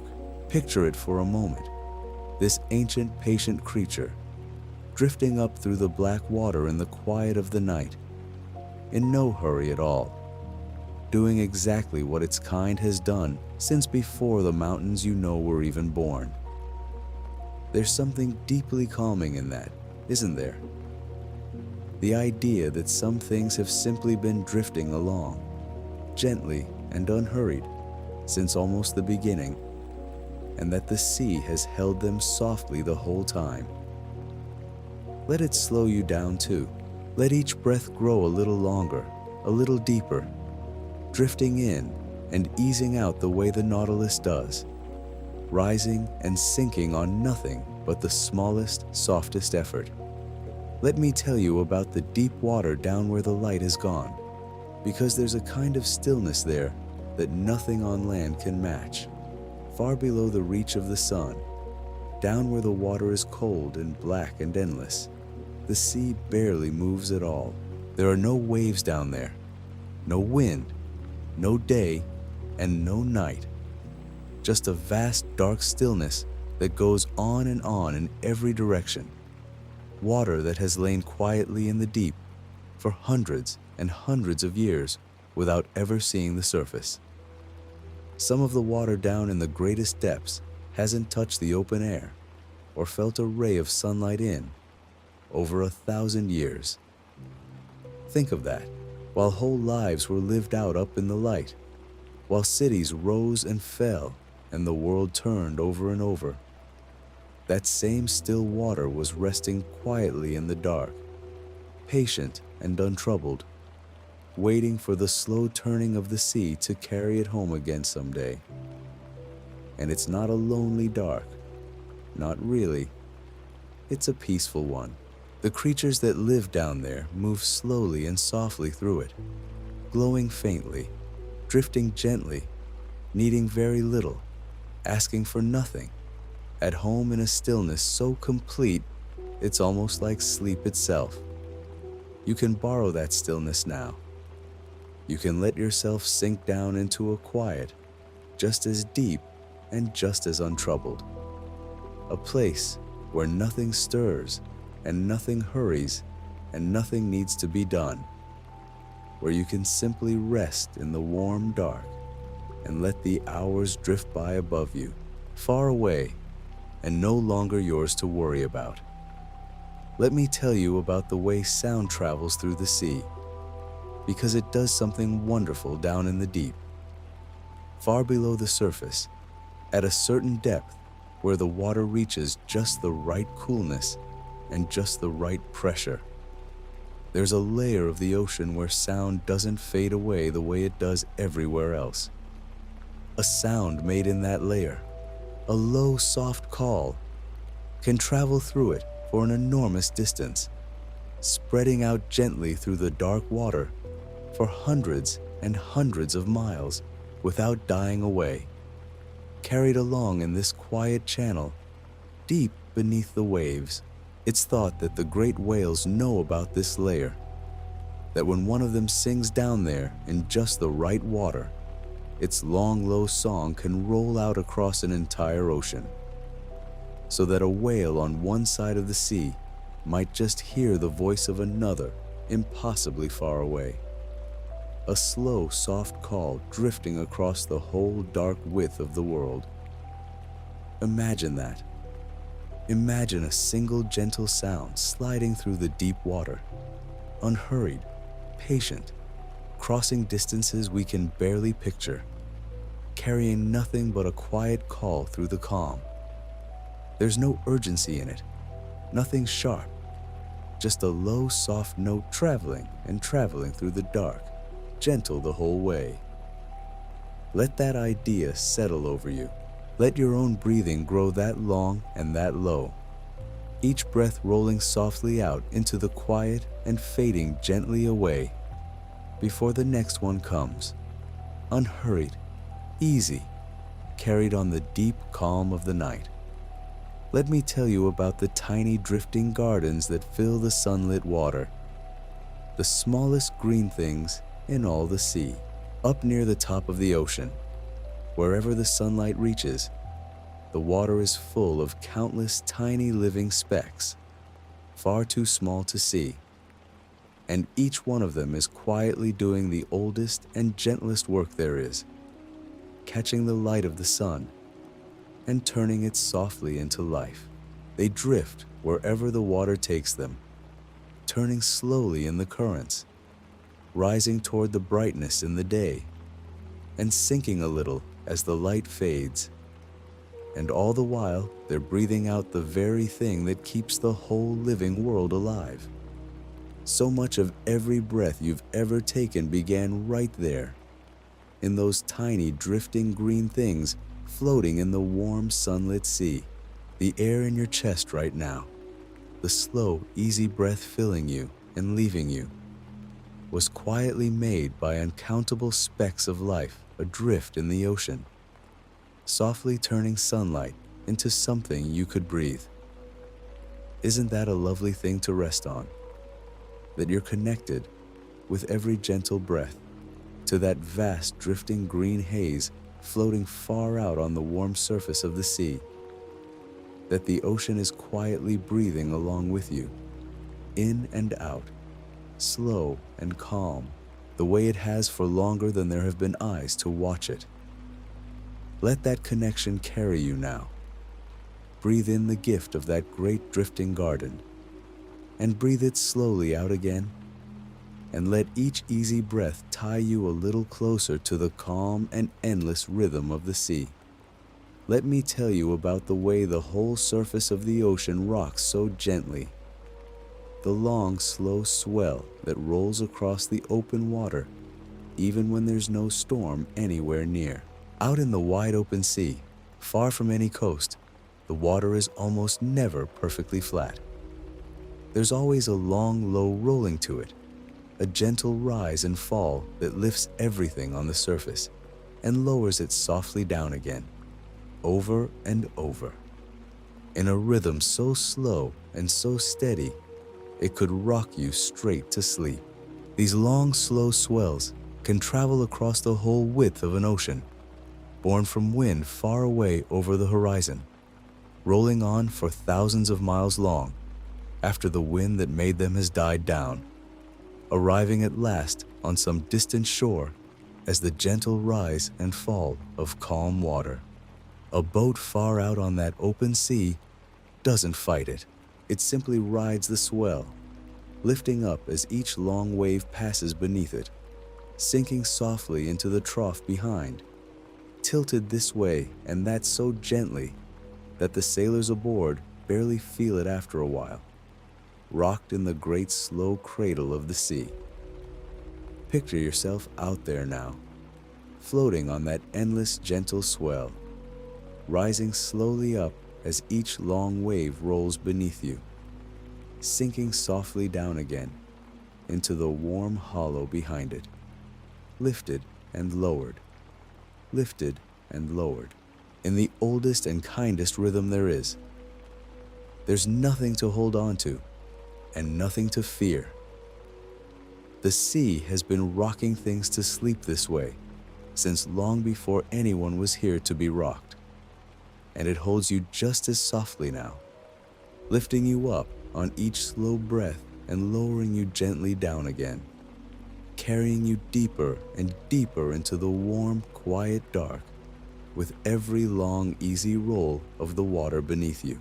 Let me tell you about the sponges now, because they might be the most patient living things in the whole wide sea. A sponge doesn't move, not really, not the way you'd think of moving. It settles onto a rock or a bit of the seabed early in its life, and there it stays, quietly, for years and years, letting the water do all the traveling for it. It just sits, gently pulling the sea in through thousands of tiny pores all over its body, sifting out the smallest specks of food, and letting the water flow softly out again. That's its whole life, this slow, endless drinking of the sea, a soft breathing in and out of water that never stops and never hurries. And some of these sponges, down in the cold, quiet deep, are thought to live for a very, very long time indeed, longer than almost anything else alive. Some of them perhaps thousands of years old, sitting in the same dark patch of water, unbothered, while the whole world above them turns and turns and turns. Just imagine that kind of stillness. No rush to be anywhere. No day that has to look different from the last. Only the soft pull of the water, in and out, in and out, for a length of time so long it makes an ordinary human life feel like a single afternoon. There's something wonderfully restful in that, isn't there? To think that somewhere down there, right now, a creature is simply being patient and calm, breathing the sea in and out the same way it did 100 years ago, the same way it will 100 years from now. Let yourself borrow a little of that patience tonight. You don't have to go anywhere. You don't have to do anything at all. You can just settle into your own soft spot, the way that sponge settled into its own, and let the quiet hours drift right past you. Let me tell you about the moon's path across the water. because it's one of the loveliest sights the sea ever offers up. On a clear, calm night, when the moon hangs low and bright over the open water, it lays a long silver road across the surface, a shimmering path of light that seems to run all the way from the far dark horizon straight to wherever you're standing. And here's the gentle secret of it. That path is made just for you. Someone standing a little way down the shore sees their own path, running straight to them. And someone in a boat far out sees theirs. And none of these silver roads is quite the same. The moonlight scatters off 1,000 tiny ripples, and the ones that happen to bounce the light toward your own two eyes are the ones that make your path. So that soft glowing road on the water belongs to no one but you, made from moonlight and the gentle stirring of the sea, laid down just for the person who happens to be watching. Picture that now. The dark, warm water all around, the moon hanging quiet overhead, and that path of soft silver light rocking gently on the swell, reaching out toward you across the whole calm face of the sea. It rises and falls a little as the water breathes. It never quite holds still, and it never quite goes away. And it's yours, only yours, for as long as you care to watch it, a quiet gift from the moon and the water on a still and peaceful night. Let me tell you about the way rain is born out over the sea, because it's a slow and gentle circle, and it's been turning for as long as there's been water on the world. Out on the warm open ocean, the sun rests its light on the surface all day long, and little by little, so softly you'd never see it happen, the water lifts up into the air. Not with any rush, not with any sound, just a slow rising of moisture off the warm sea, drifting up into the sky until it gathers into clouds, and those clouds go wandering wherever the wind carries them, sliding slowly across the sky, growing soft and heavy, until at last they let the water go again, and it falls somewhere as rain, pattering down onto the land, or straight back into the sea it came from. And then it all begins again. This slow turning of water from sea to sky to rain and back to sea. A great gentle wheel that never stops and never speeds up. Every drop of rain that has ever fallen on you spent some part of its long life out there, resting in the ocean, waiting to be lifted softly into the sky. Isn't that a calm thing to think about? That the storm clouds and the soft gray rain and the puddles on a quiet street all began as seawater drifting up into the warm air over the open ocean.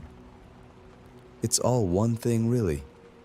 All the same water, moving slowly round and round the world, taking its time, in no hurry to be anywhere. And you're part of that circle too, breathing in the moisture of the air, carrying a little of the sea inside you wherever you go. Let me tell you about the tide pools now, those little worlds the sea leaves behind when the water pulls back from the rocky shore. When the tide goes out along a rocky coast, it doesn't take all the water with it.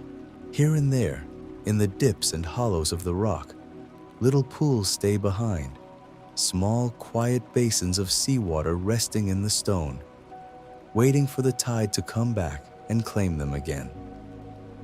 And each one of these little pools is a whole tiny world all its own.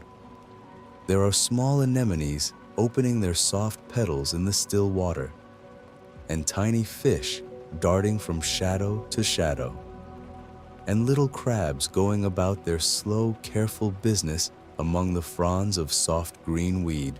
It's a gentle, sheltered kind of place.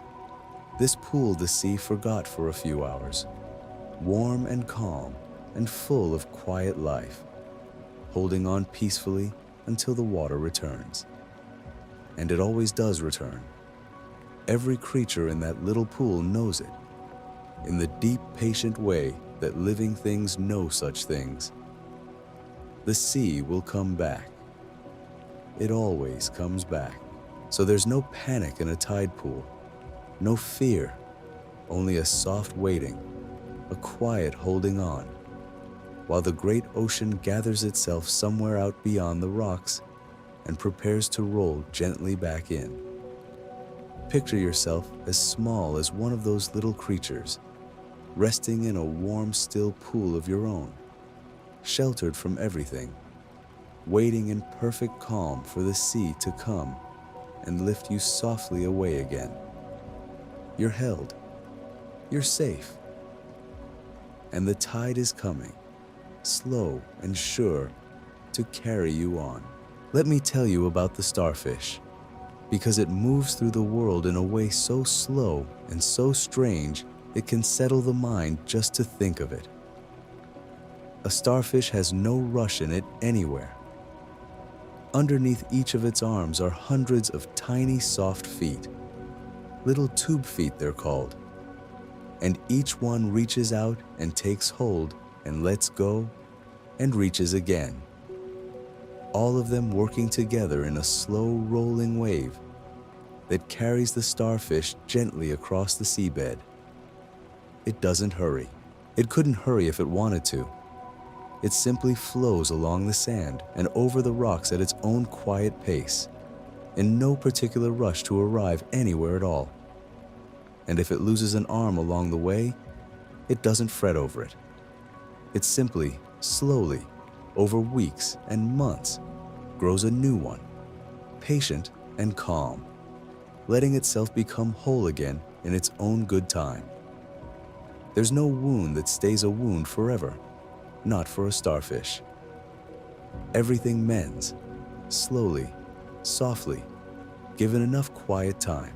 Let that be a gentle thought to rest on tonight. That things heal, that there's no need to rush the mending of anything.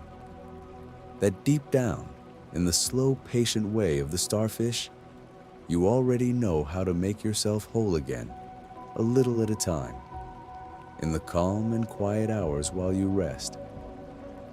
All you have to do tonight is lie still and let those hours do their quiet work, the way the sea has always let its creatures heal in the soft, dark water. Let me tell you about the great slow drift of the whole sea floor, because it's one of the grandest and gentlest movements there is. And it's happening beneath the ocean this very moment, far too slowly for anyone to feel. Down at the bottom of the sea, along the middle of the great ocean, there are long, low ridges of underwater mountains, and out of them, ever so slowly, the floor of the ocean is being born. New seabed rises up and spreads out to either side, pushing the old floor gently away, a little more each year, about as fast as your own fingernails grow. That's all. That's the whole speed of it. The vast plates of the world's crust, carrying the oceans and the continents on their backs, slide across the face of the planet, no faster than a fingernail creeping out from the tip of your finger.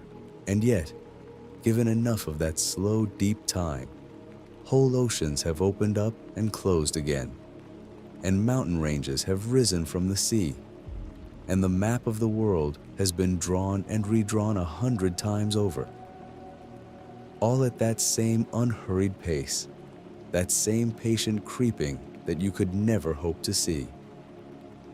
Isn't it soothing, in a way, to think that the very ground beneath the sea is moving so gently, so slowly, that a single human life is far too short to notice a thing? The world is never still, not really, but it takes its changes softly, one small quiet step at a time, in no rush at all to become whatever it's slowly becoming. You can let your own worries move at that pace tonight. Whatever needs to change can change slowly, gently, a fingernail's width at a time, while you rest here and let the deep floor of the sea drift on beneath the water. Let me tell you about a pearl and the slow, soft way it comes to be, because it's one of the quietest kinds of making there is. Deep inside an oyster, resting on the seabed, something small and rough sometimes finds its way in. A tiny grain of grit, a speck too hard and sharp to belong there. And the oyster doesn't fight it. It doesn't try to force it out. Instead, it does the gentlest thing imaginable. It begins, very slowly, to wrap that rough little speck in smooth, soft layers, one after another, coating it over and over with the same shimmering stuff that lines the inside of its shell. And it keeps at this, patiently, layer upon patient layer, for years, until the sharp little thing that once troubled it has become something round and smooth and softly glowing.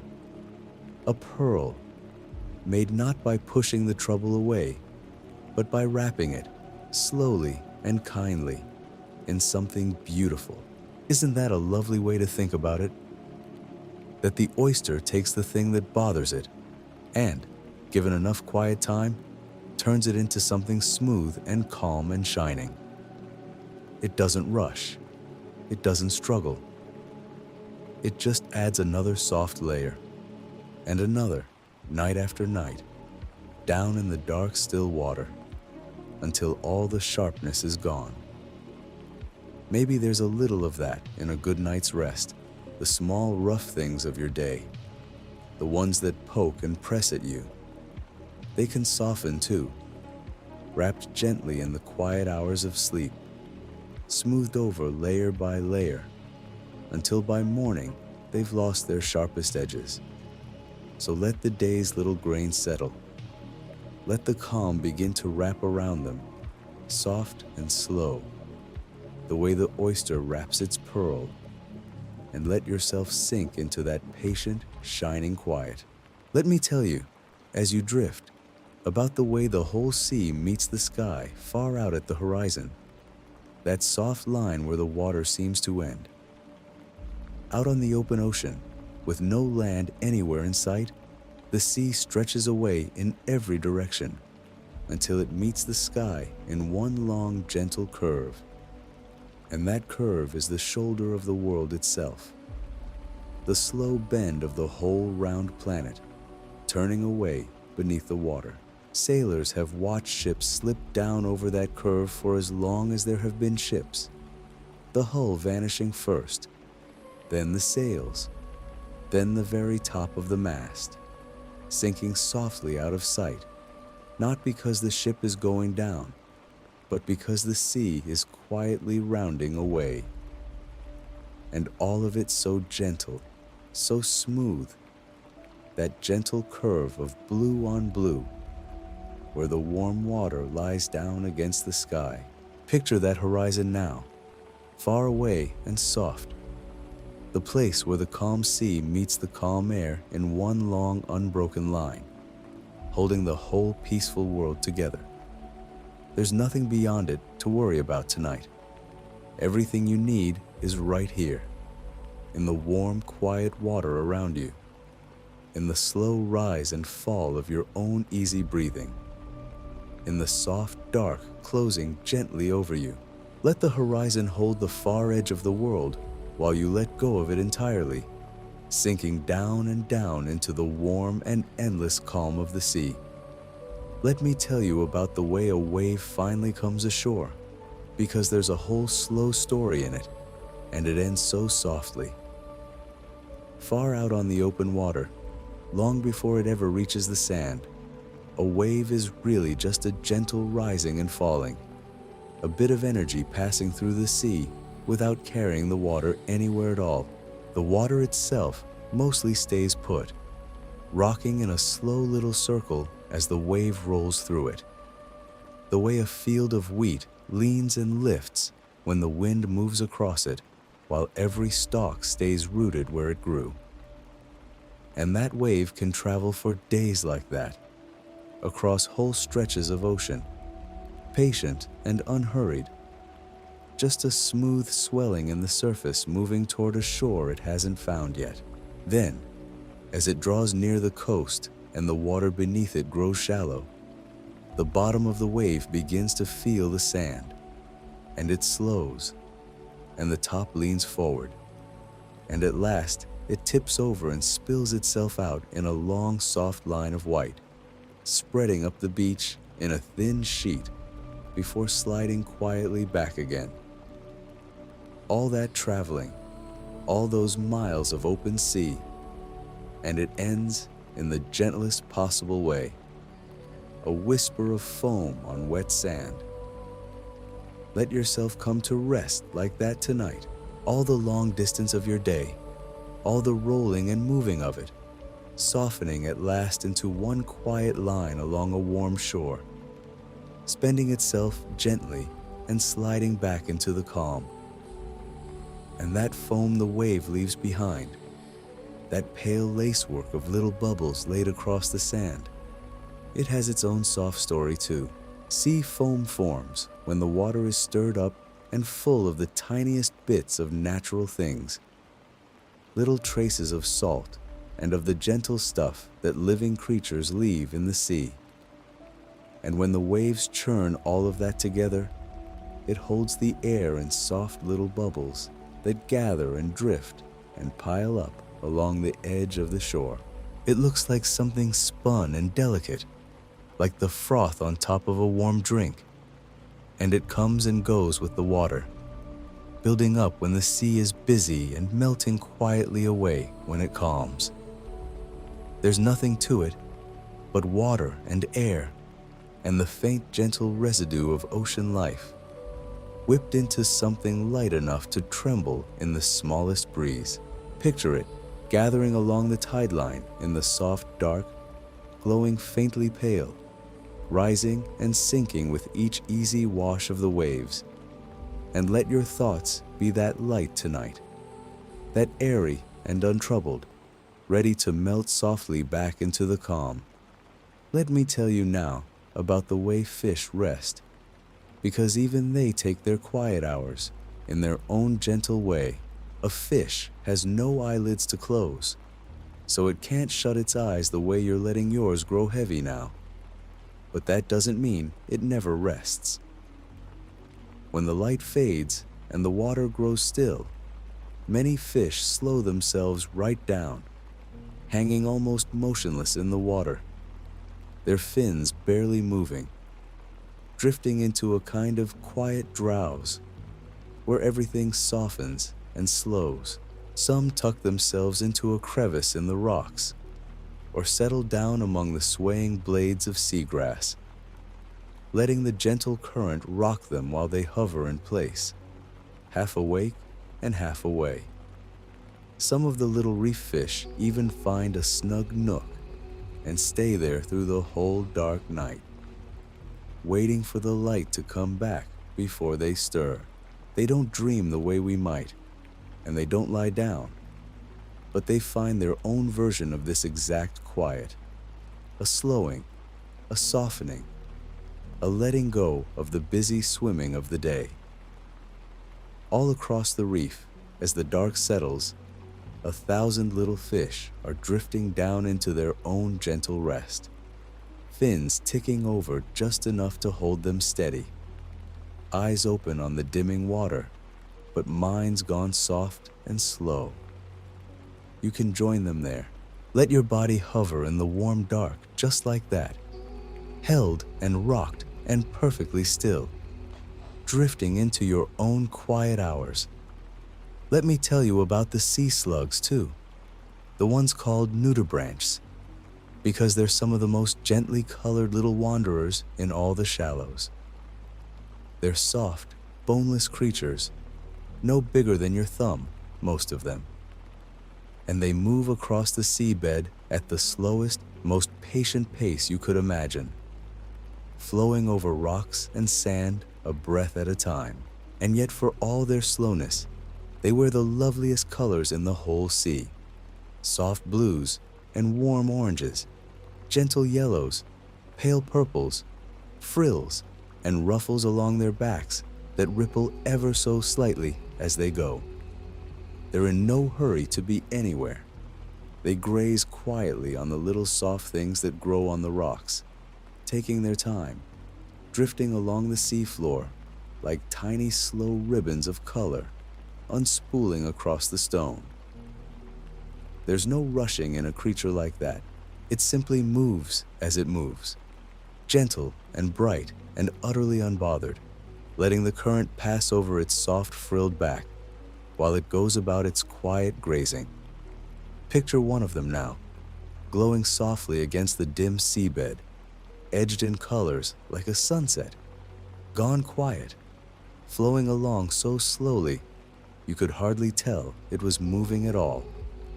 Let yourself go that slow tonight, that soft, that free of hurry. Let me tell you about the great open middle of the ocean, the part sailors once called the doldrums, though there's a stiller, kinder place too, a wide, calm region in the Atlantic, where a certain golden seaweed gathers and drifts. It's a great slow gyre, a place where the currents curl around in an enormous lazy circle, gathering up floating mats of soft golden weed that ride the surface in gentle rafts.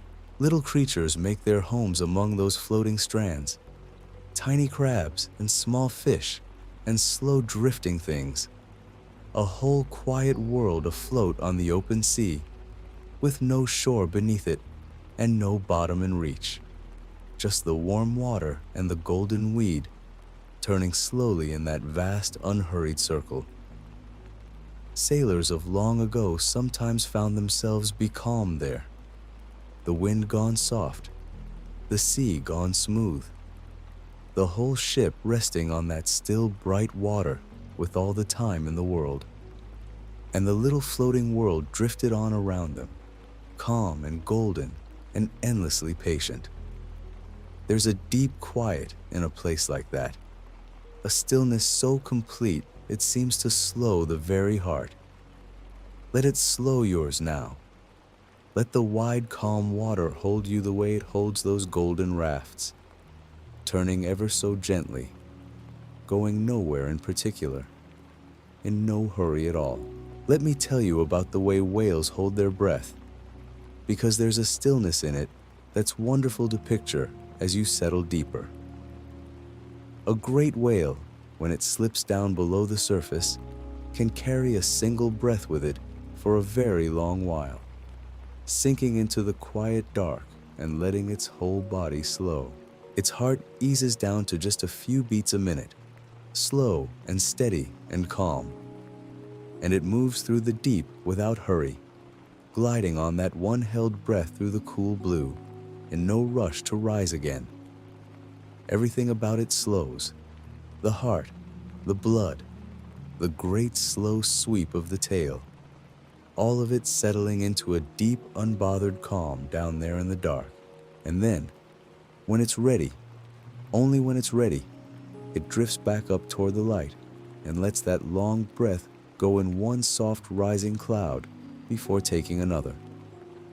There's no panic in it, no struggle, just a great animal at perfect ease, with a slow rhythm of its own breathing. Feel your own breath slowing like that now, easy and unhurried, your heart settling, your whole body sinking gently into the same deep calm the whale carries with it, down into the blue, in, slow and soft, and out, even slower, letting each breath stretch long and quiet before the next one comes. Let me tell you about the tiniest snails that drift up near the surface, the sea butterflies, because they move through the water in the softest way. They're little swimming snails, no bigger than a grain of rice, and instead of crawling along the seabed the way most snails do, they've grown a pair of soft, thin wings, delicate little flaps that ripple as they go, and they use them to flutter gently up through the open water like the slowest, smallest butterflies you could ever imagine. Up and down they drift in the sunlit sea, wings beating soft and slow, rising a little, sinking a little, carried this way and that by the gentle motion of the water. They weigh almost nothing. They ask for almost nothing. They simply flutter through the warm blue on their tiny soft wings, glassy and clear, turning slowly in the light. Picture one of them now, rising through the sunlit water on those little rippling wings, weightless and calm and utterly at peace. And let yourself drift the way it drifts, light as anything, floating up and settling down in the warm water with nothing to hold you and nothing to hurry you along. Let me tell you about the way the deep sea keeps its own slow time. Because down where the light never reaches, everything happens at a pace that could soothe the busiest mind. Up here near the surface, the days come and go. The sun rises and sets, the water warms and cools, and everything lives by that steady beat. But go down far enough, past the last of the light, and there are no days at all, no sunrise, no dusk, just an unchanging cool dark that stays the same hour after hour, year after year, quiet and steady and slow. The creatures that live there don't rush toward anything, because there's nothing to rush for. Food drifts down from above now and then, soft and slow, and they wait for it patiently, moving as little as they can, saving every bit of themselves. Some of them may go a long, long while between meals and never seem the least bit troubled by it, hanging there in the still black water, calm and patient, letting the slow time pass over them like a gentle current. There's a deep restfulness in a place like that, a world with no clock in it, no hurry, no urgency of any kind. Let a little of that settle into you now. Let the day's ticking rhythm fall away and sink into that timeless quiet, where there's nowhere to be and nothing to do but rest in the soft dark. Let me tell you about the barnacles too, because they've found a way of living that's about as calm and settled as anything can be. A barnacle begins its life as a tiny drifting speck, floating freely through the sea, carried along on the currents like so many small things are. But when it finds a spot it likes, a rock, a piling, the smooth hull of a boat, it settles down there, head first, and it stays, fixing itself in place for the whole rest of its life. And from then on, it simply lets the sea come to it. When the tide covers it over, it opens up and reaches out with soft, feathery little limbs, combing the water gently for the tiny bits of food that float past, sweeping them in and drawing them close. When the tide pulls back, it closes up snug and waits, patient and quiet, for the water to return. It never has to go looking for anything. It never has to hurry anywhere. It just rests where it's settled and lets the ocean bring what it needs, tide after tide after tide. Picture that steady little life now, fixed to its warm rock in the shallows, opening softly when the water comes and closing gently when it goes, at ease with staying exactly where it is. Let yourself be that settled tonight. You don't have to go anywhere. You're right where you belong, and everything you need is coming to you on the slow, warm tide. Let me tell you about the way the whole sea breathes with the tide, a rising and falling so vast and so slow, it's almost like the ocean itself is sleeping. Twice a day, all around the world, the water climbs gently up the shore and then slides gently back, in and out, in and out. The long, slow breathing of the sea. It never stops. It never hurries. It's been doing this for as long as there's been an ocean and a moon to pull at it. this patient rise and fall, filling the bays and then emptying them, covering the sand and then bearing it again, soft and steady and sure. Stand on any shore for long enough, and you can feel it, the way the water reaches a little higher, then a little lower, breathing with a rhythm far older and far slower than your own. And there's something deeply calming in matching yourself to it, in letting your own breath fall into that same unhurried swell, rising and falling with the whole wide sea. Breathe in as the tide comes softly up the sand, and breathe out as it slides gently away, and let the great slow breathing of the ocean carry your own along with it, easy and endless, in and out, down and down into sleep. Let me tell you about the way the light softens at the very end of the day, out on the open water, because there's a color the sea turns then that you almost can't find anywhere else.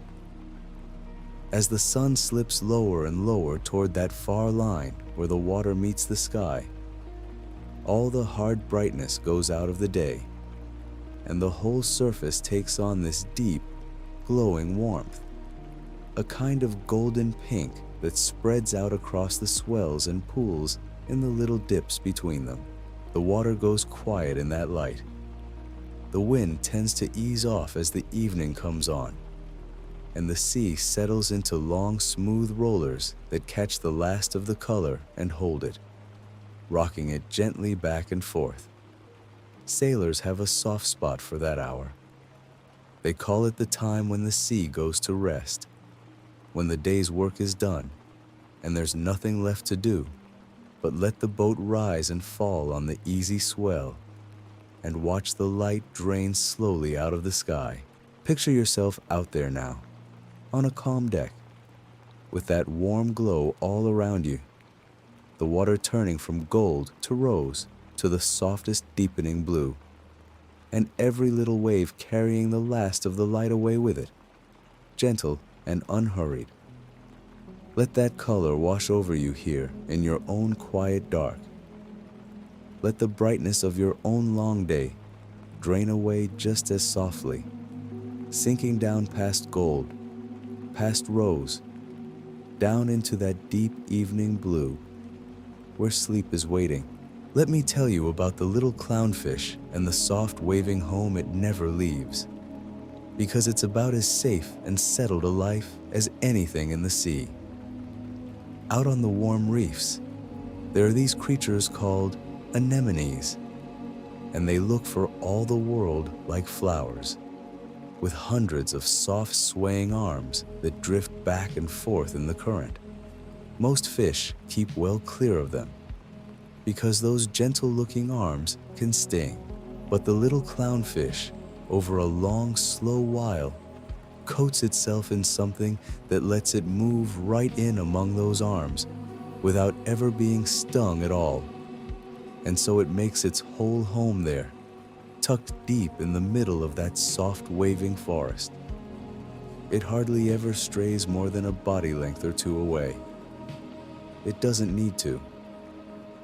Right there in the arms of the anemone, it's got shelter from anything that might trouble it. A safe, warm place to rest. A spot that's entirely its own. It spends its nights nestled down in there, rocking a little as the arms sway with the water, held on every side by something soft. Imagine that tonight. Imagine being wrapped all around by something gentle and warm. A place that's only yours, where nothing can reach you and there's nowhere else you'd rather be. You've got that here. Your own soft nest, your own quiet corner of the world, holding you close while you sway down into sleep. Let me tell you about the way a great school of little fish moves through the water, because it's one of the most graceful, unhurried sights in all the sea. Out in the sunlit blue, thousands upon thousands of small silver fish will gather together and swim as one, turning and wheeling and flowing through the water like a single living thing. A great soft shimmer of silver drifting this way and then that. There's no leader in there giving orders. Each little fish just watches the few nearest to it and keeps a gentle, easy space between itself and its neighbors. And out of all those small, quiet choices comes this one smooth, sweeping motion, rolling and folding through the light like a slow ribbon of silk in the current. It doesn't rush. When there's nothing to trouble it, the whole shimmering cloud just drifts along together, rising and sinking with the swell, catching the sunlight and letting it go, catching it and letting it go. Picture all that silver turning slowly in the warm blue water, every little body moving in time with the ones around it. An easy, endless, flowing dance with no beginning and no end. Let your own thoughts move like that now, gently, all together. No single one of them pushing ahead or falling behind, just drifting as one soft shimmer down into the quiet. Let me tell you about the seagrass at night and the way it lies down under the dark water, because there's a stillness in it that's lovely to picture as you settle. In the warm shallows near the coast, those wide meadows of soft green grass sway all through the day, brushed back and forth by the light and the current. But when the evening comes and the water goes calm, when the wind drops off and the surface up above turns smooth, the grass grows still too. It settles down through the dark water, the long blades leaning gently one way with the last of the tide, holding quiet in the cool. All the tiny creatures that shelter there, the little shrimp and the small fish and the slow crawling things, they tuck themselves down among the roots and grow still as well, folded into the soft green dark. Nothing hurries there in the night. The whole meadow just rests, blade by blade, root by root, waiting easy for the morning light to come drifting back down through the water. Let yourself settle the way that grass settles. Let every part of you lean gently into the dark and grow still, from the top of your head all the way down, quiet and cool, and at rest in the soft green deep of the night. Let me tell you about the way the moon lifts the whole sea toward it, because it's a slow, tender kind of pull. And it's happening even now, all around the world, gentle as anything. Up in the sky, the moon drifts along its long, slow path. And as it goes, it reaches down across all that empty space and takes hold of the ocean, ever so lightly, and draws the water up toward itself in a soft, wide swell. It's not a grabbing sort of pull. It's the gentlest tug there is, a whisper of a thing.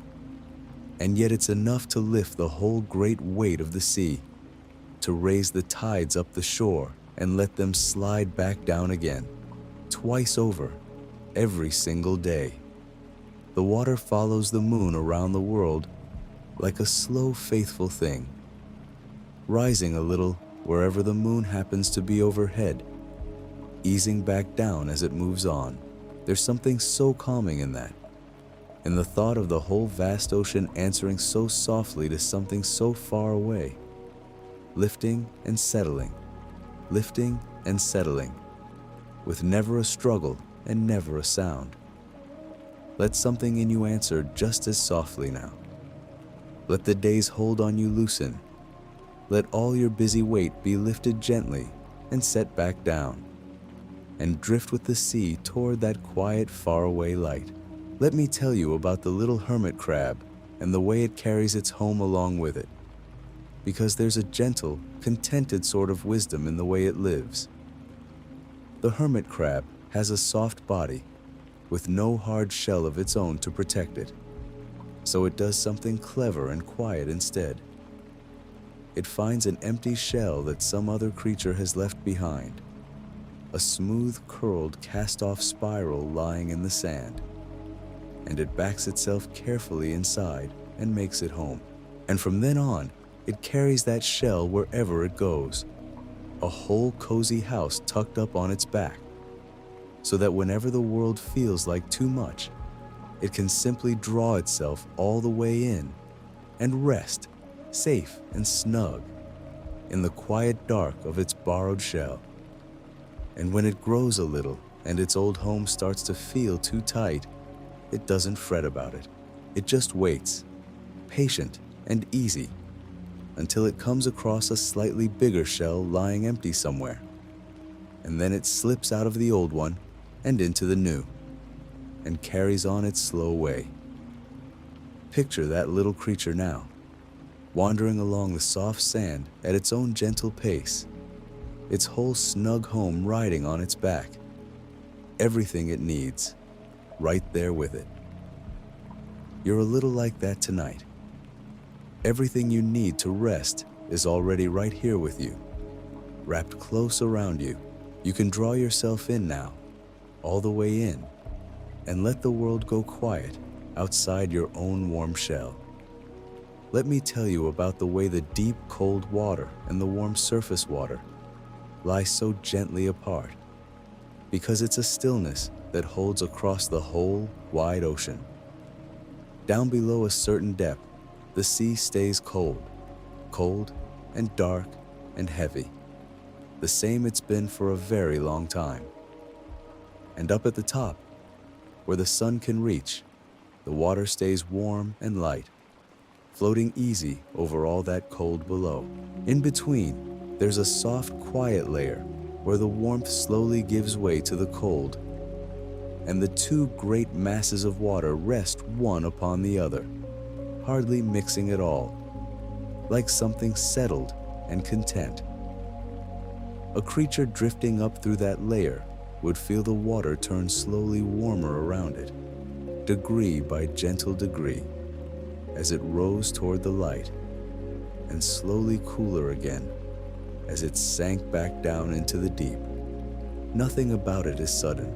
It's the softest kind of change there is.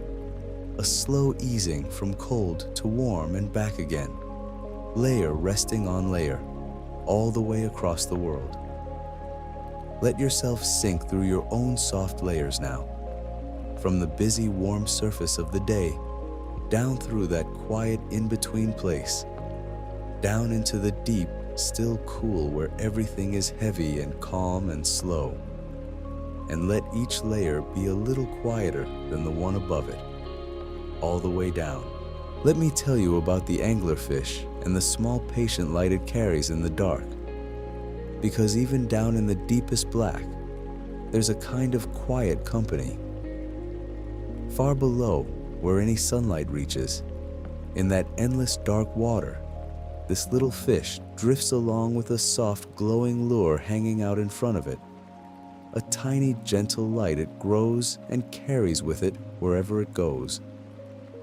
It doesn't chase anything. It doesn't dart about.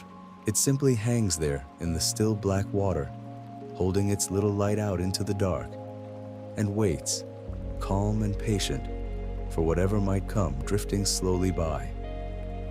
That's its whole way of being, that quiet waiting, hour after hour in the deep, one small glow in all that vast darkness, asking nothing, hurrying nowhere. There's something almost peaceful about it, a little lamp lit far down in the black, just glowing steady and soft to itself. Picture that now, way down in the deep, that single gentle light shining quietly in the dark, unbothered, unhurried, entirely at rest in its own small pool of glow. Let there be a light like that in you as you drift off, a small, steady, warm glow deep down inside, asking nothing of you, just shining softly while everything else goes dark and still around it. Let me tell you about the way the rivers run down at last into the sea, because it's the end of a long, long journey, and there's a deep calm in the way it finishes. All that water that fell as rain far away in the hills, that gathered into little streams and ran downhill and joined together into wide, slow rivers. It's all making its way, mile after mile, toward the sea. And where it finally arrives, where the river at last spreads out and meets the salt water, everything slows right down. The river loses its hurry there. It fans out wide and shallow across the soft mud and sand, winding gently through the reeds, and the fresh water and the salt water mingle so slowly and so quietly that you could hardly say where one ends and the other begins. It's one of the calmest places in all the world, that meeting of river and sea, a wide hushed stretch where the long journey of the water comes gently to its rest. The birds gather there in the still evening, and the water lies smooth and glistening, and everything that traveled so far simply arrives and settles and is still. Let yourself arrive like that now, at the end of your own long day's journey. You've traveled far enough. You can slow right down here, spread out soft and easy, and let yourself mingle quietly with the deep, still water of sleep. Everything you carried finally set down. Everything finally come to rest. Let me tell you about the great whales sleeping near the surface, because the way they rest is one of the most peaceful sights the whole sea has to offer. When one of these enormous, gentle creatures grows tired, it doesn't sink away into the deep. It rises up slowly toward the top, and there, just beneath the surface or floating right at it, it hangs almost perfectly still, resting in the soft light with only the smallest movement, rocking a little with the swell. From above, they look like great smooth gray islands, drifting quiet and calm on the easy water, breathing slow and deep, letting the whole ocean cradle them while they rest. Sometimes a few of them will gather and rest together like that, floating side by side in the gentle water, a little group of vast, peaceful shapes, rising and falling as one with the long, slow breathing of the sea. Nothing troubles them there. They've nowhere to be and nothing to do but hang in the warm light and let the swell rock them softly, hour by quiet hour. Picture those great calm shapes now, floating so easy and so still on the smooth water, cradled by the whole wide ocean. Let yourself be cradled just like that. Let the swell of your own slow breath rock you gently, up and down, until you're floating right at the soft edge of sleep, held and calm and entirely at rest on the great quiet sea. Let me tell you about the cuttlefish now, because it wears its feelings right there on its skin, and there's something oddly soothing in watching one settle down for the night. A cuttlefish is a soft little cousin of the octopus, with a round body and a fringe of gentle fins that ripple along its sides like a skirt caught in a slow breeze. All day long, its skin is alive with color, shifting and flowing through soft browns and creamy golds and little bands of shimmering silver, painting itself to match the sand or the weed or the dappled light coming down from above. But when the water grows dim and the day winds down, the cuttlefish lets all that busy color fade. It drifts down close to the sandy floor, tucks its little arms in tidy beneath it, and settles into a soft, even shade, resting quiet in the gloom with only the faintest ripple running along those delicate fins to hold it steady in the water. It asks for nothing more than that, a patch of soft sand and a bit of stillness, and it hangs there in the dark, gently keeping its place, letting the whole long day drain out of it. Picture that soft body settling down, all its bright colors going calm and quiet, holding still in the dark water. Let your own colors settle like that now. Let the day's brightness fade out of you, all the sharp, busy shades going soft and dim, until you're resting easy in your own gentle gloom, keeping your place with nothing but the smallest breath, drifting down toward sleep. Let me tell you about the way an island is slowly born from a coral reef, because it's about the most patient piece of building anywhere in the world. Far out in the warm middle of the ocean, sometimes a reef will grow up around the edges of an old sunken hill of rock, a ring of living coral circling a calm blue lagoon.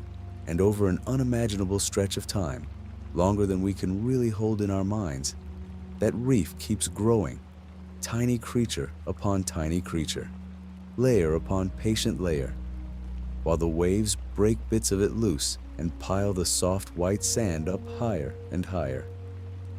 Slowly, so slowly that no single lifetime could ever watch it happen, that heap of sand and broken coral climbs up above the water. A stray seed drifts in on the current or falls from a passing bird, and it takes root, and a green shoot lifts up into the salt air. And there, at last, is a little island where before there was only open sea. Nobody planned it. Nobody hurried it along. It simply gathered itself together, grain by grain, over all those long, quiet years, until it rose up soft and green in the middle of the blue. Let that be the way you gather yourself tonight, not with any effort, not with any rush, but softly, a little at a time, everything settling and building and coming together on its own, until you rise up gentle and whole into your own quiet island of sleep. Let me tell you about the albatross now, because there's no creature in all the world that knows the open ocean quite the way it does. And the way it flies is the most restful thing to picture. An albatross has wings longer than a person is tall, great slender wings that it stretches out wide and simply holds there, hardly ever flapping, riding the wind that sweeps across the open sea. It can glide for hours and hours without once beating those wings, tipping and leaning on the moving air, sliding down the back of one long swell and rising up over the next, carried along mile after mile by nothing but the wind and its own patient balance. It sleeps out there too, far from any land, resting on the wing or settling down onto the water, to rock a while on the swell before lifting off again. Its whole life is spent out over that endless blue, going where the wind goes, leaning into it, letting it do the work. There's no struggle in it, no frantic effort, just that long, easy, tilting glide across the top of the world's water. Picture those great calm wings held wide and still, the bird sliding along on the moving air, going wherever the gentle current of the sky wants to take it. Let yourself glide like that now. Stop beating against everything. Lean into the soft moving air of your own slow breathing, and let it carry you, easy and unhurried, out across the wide, quiet dark towards sleep. Let me tell you about the sea anemone and its soft waving arms, because it lives a life as calm and settled as a flower's, and it's lovely to rest your mind on. An anemone looks for all the world like a bloom growing out of the rock, a soft round base and a crown of gentle tentacles that sway and drift in the moving water. But it's an animal, a quiet, patient creature that finds one good spot on the reef or the tide-washed stone and simply stays there, sometimes for longer than a person lives, letting the sea come to it. It doesn't hunt. It doesn't wander. It doesn't fret about what's over the next rock. It just anchors itself down in a place it likes, opens up its soft crown to the passing water, and waits, swaying, for whatever the current happens to bring drifting by. When night comes, or when the tide pulls low and the air draws near, it simply folds those soft arms inward and closes up into a small, quiet lump, holding its little pool of water safe inside, and waits for the sea to come flooding gently back. There's such deep contentment in that, such ease in staying put and letting the world come to you. Let yourself fold in like that now, drawing your soft edges gently inward, closing up small and safe and content, holding your own warmth quiet inside you, waiting easy in the dark for nothing at all, just resting where you are. Let me tell you about the flying fish, because there's a moment of pure light and lift in the way it travels. And yet even that ends in the gentlest settling back down. Out in the warm open water, a little fish will gather up its speed just beneath the surface, and then it breaks free into the air and spreads a pair of long fins, out wide like wings, and it glides. It sails along above the waves, skimming the tops of the swells, its fins held out stiff and shining in the light, carried on the air for a surprisingly long way before it dips back down and slips beneath the surface again without hardly a splash. For those few seconds, it's neither quite a fish nor quite a bird, just a little silver thing catching the light between the sea and the sky. And then, so softly, it comes home to the water, folds those wings away, and glides back down into the cool blue where it belongs. Picture that easy little flight, the shining glide, and then the soft return, sliding back down into the deep where everything is quiet and cool. You've had your day up in the bright air, your own long glide through the light and the noise. Now let yourself slip softly back down, folding your wings away, sinking gentle and easy into the cool, quiet dark where you can finally rest. Let me tell you about the mangroves now, those patient trees that stand with their feet in the salt water at the edge of the warm seas, because there's hardly a more sheltering place anywhere. A mangrove grows right where the land and the sea meet and mingle, sending its roots down in a great tangled arch into the soft mud, standing steady while the tide rises up around its ankles and slips away again, twice a day, year after year, its whole long life. And in among those arching roots, down in the still brown water in the shade of the leaves, the whole world grows quiet and safe. Little fish shelter there, tucked in among the roots where the big hunters of the open sea can't reach. Tiny creatures cling to the bark below the waterline. Birds settle in the branches overhead, and the water among the roots lies calm and dim and cool, sheltered from the wind and the waves by all that tangled green.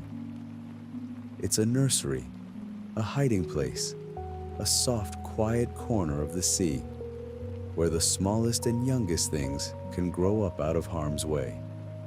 Let yourself be somewhere like that now, tucked deep in among sheltering roots, the wind and the waves shut out, the water around you gone still and warm and safe, nothing able to reach you here, held soft in a quiet green shade, while you grow heavy and slow and drift off to sleep.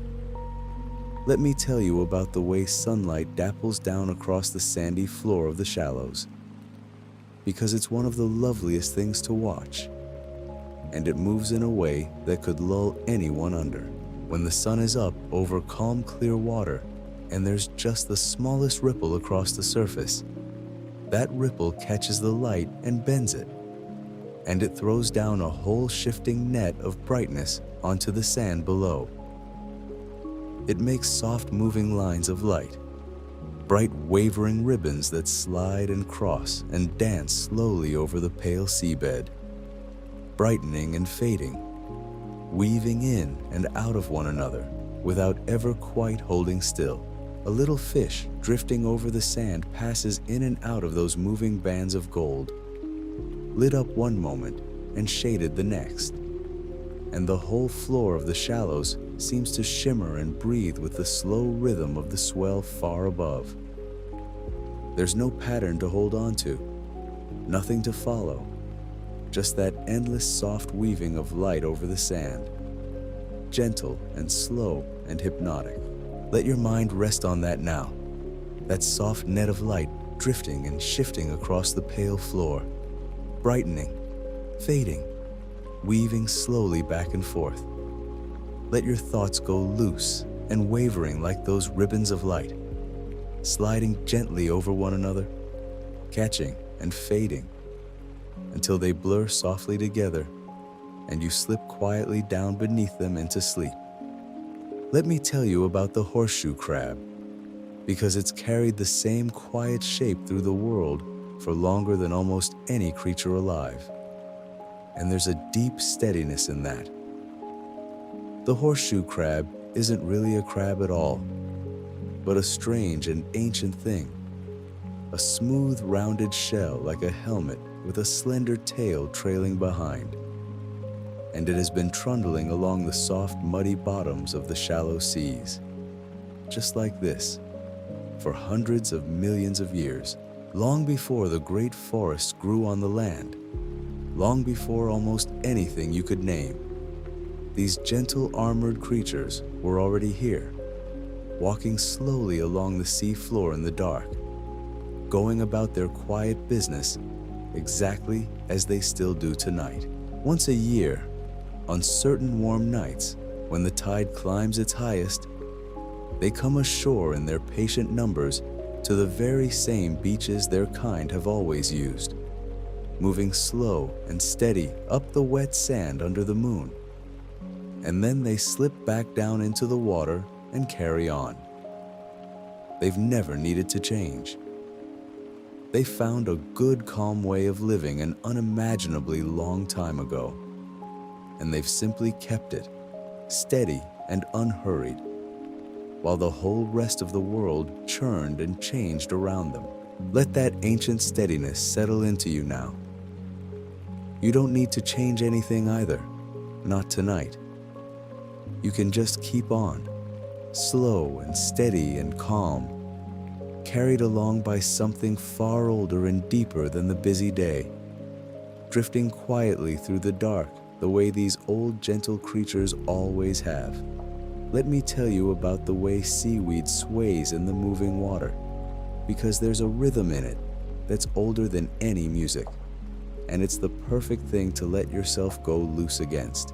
Down in the shallows, where the swell rolls in and rolls back out again, the fronds of the seaweed lean with it, all together, leaning one way as the water pushes in, then swinging slowly back the other way as it draws out, over and over, gentle and endless.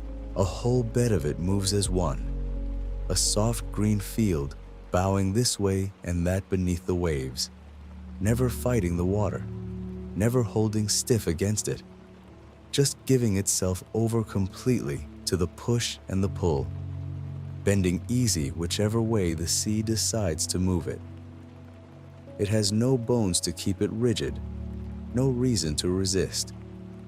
It simply flows with whatever comes, leaning and swinging and settling, leaning and swinging and settling, in time with the long, slow breathing of the sea.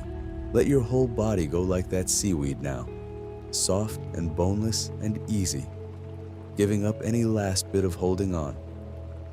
Let yourself sway with the slow tide of your own breath, leaning gently one way as it comes in, drifting back the other as it goes out, never resisting, never stiffening, just flowing loose and green and easy in the dark water, swaying softly all the way down into sleep. Let me tell you about the way the very last light leaves the water at the end of a long, calm day. Because there's a softness in it that asks nothing of you at all. Out on the open sea, when the sun has already slipped away below the edge of the world, the water doesn't go dark all at once. It holds the light for a while longer, the way warm sand holds the heat of the afternoon, glowing faintly from somewhere deep inside itself, a dim silver sheen lying across the whole slow surface. There's no line anymore between the sea and the sky, just one soft gray hush folding gently into another, and the swell keeps rolling underneath it, easy and unhurried, rising and falling the way it always has. Nothing out there is in any rush for the dark to come. The light just fades, a little at a time, so slow and so gentle you could never catch the moment it finally goes. Let yourself fade the very same way now.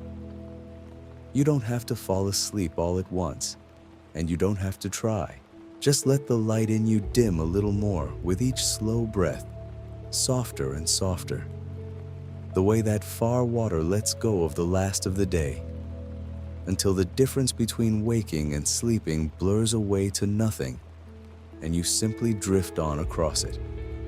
Let me tell you about the little fish that settle into the reef when the evening comes, because there's a quiet homecoming in it that's lovely to picture as you lie here.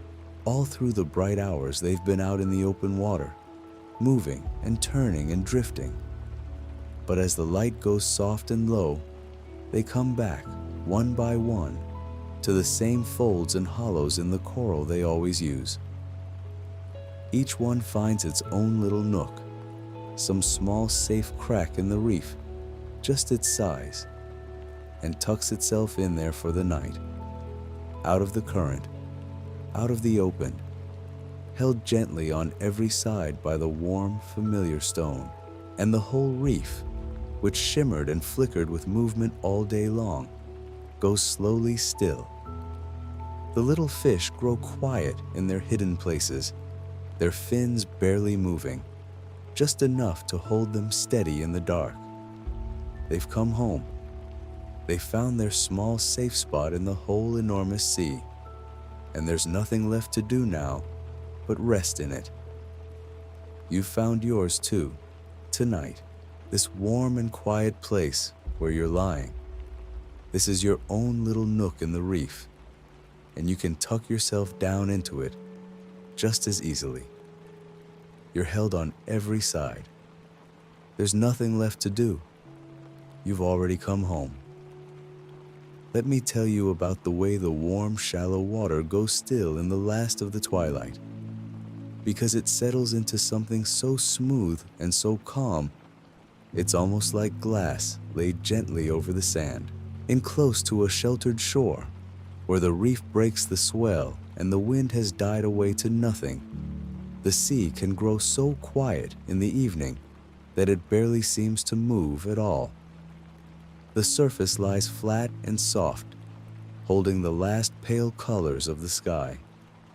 And beneath it, the water is clear all the way down to the rippled sand, where the light lies in gentle wavering patterns that hardly shift. A small fish drifts across it now and then, slow as a leaf falling. The seagrass leans over, barely stirring.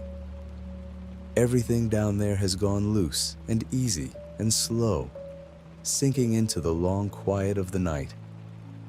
There's a peace in that shallow water that you can let yourself sink right down into. The same soft, warm, unhurried stillness, settling over you now from your head all the way down to your feet, smoothing everything flat and calm until you're lying just as still and just as easy as that quiet water in the last of the light. If you've drifted this far with me, night after night, I just want to say a soft thank you before we let the last of the words fade away. There'll be another one of these waiting for you whenever you need it. Another slow journey out across the calm water.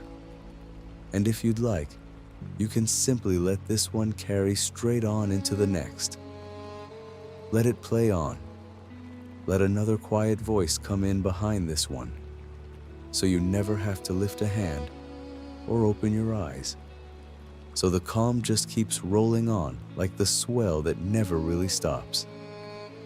And if these gentle nights have come to feel like a small safe harbor for you, you might quietly subscribe. No rush, no effort, just a soft way of finding your path back here again tomorrow, whenever the day has worn you thin and you want somewhere calm to set it all down. But there's nothing left for you to do right now. Not one single thing. All of that can wait for the morning. For now there's only the slow warm water and the dark and your own soft breathing carrying you along. Let me tell you about the way the deepest water lies so perfectly still, far below everything, because it's the calmest place on the whole of the earth. Way down beneath the waves and the currents and the reach of any storm, down where the sunlight has never once fallen, the water barely moves at all. It isn't churned by wind. It isn't lifted by the moon the way the surface is. It just rests there, cold and dark and endless, holding itself in a stillness so deep and so old that a single patch of it might lie untouched for 1,000 years, and then 1,000 more. Nothing hurries down there. Nothing has to. The great slow weight of all that water settles down onto itself, calm upon calm upon calm, all the way to the soft floor of the world. It's the deepest rest there is anywhere, a stillness that's been keeping itself quietly since long before any of us.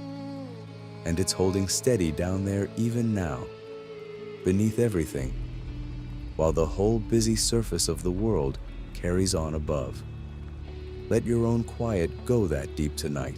Let it sink down past the little movements of the day, past the last stirrings of thought, down into that oldest, calmest place, where nothing needs doing and nothing needs solving, where everything simply rests, heavy and still and safe, in the warm dark. Let me tell you, one last time, about the tide, since it was my favorite thing right from the start, and it's still turning out there now, gentle as ever.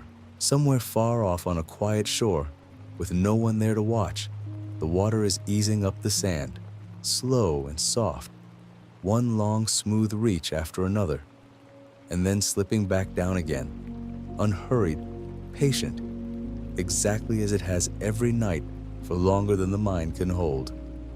It doesn't push. It doesn't strain. It just comes and goes and comes again. The oldest and gentlest rhythm in the whole world. The same slow breathing of the sea that carried the very first tired creatures off to sleep on the very first quiet shores, long before there was anyone at all to name it. And it's carrying you now, the same way, in and out, in and out. That soft, slow pull beneath everything, rocking you gentle and low. You don't have to hold on to a single thought anymore. Let them drift off the way the water draws back down the sand, taking everything loose and light out with it into the dark, leaving you smooth and clear and empty and calm. Feel how heavy and warm you've grown, lying here. Feel the whole weight of you settling down, soft and easy, into the quiet. There's nothing left to reach for, nothing left to fix, nothing left to carry, nothing at all to do but breathe, slow and low, and let the warm, dark water hold you the way it holds everything out there. The drifting whales and the sleeping reefs, the still, deep valleys and the seaweed swaying loose in the dark, You're part of all that quiet now. You're floating in the same soft current that runs beneath the whole wide world, carried along without any effort of your own, drifting gently down and down, softer and slower, and further with every long, slow breath. There's no more shore to reach, no more distance to go, just the warm water and the deep, calm dark, and the slow, slow rocking of the sea, easing you down and down and down into the deepest and most peaceful rest there is. Let the last of the words fade away now, like the last ripple smoothing out across still water. Let them go soft and dim and quiet until there's nothing left but the warmth and the dark and the gentle drift. Rest now. You're safe, and you're held, and you're carried all the way down into sleep. Good night.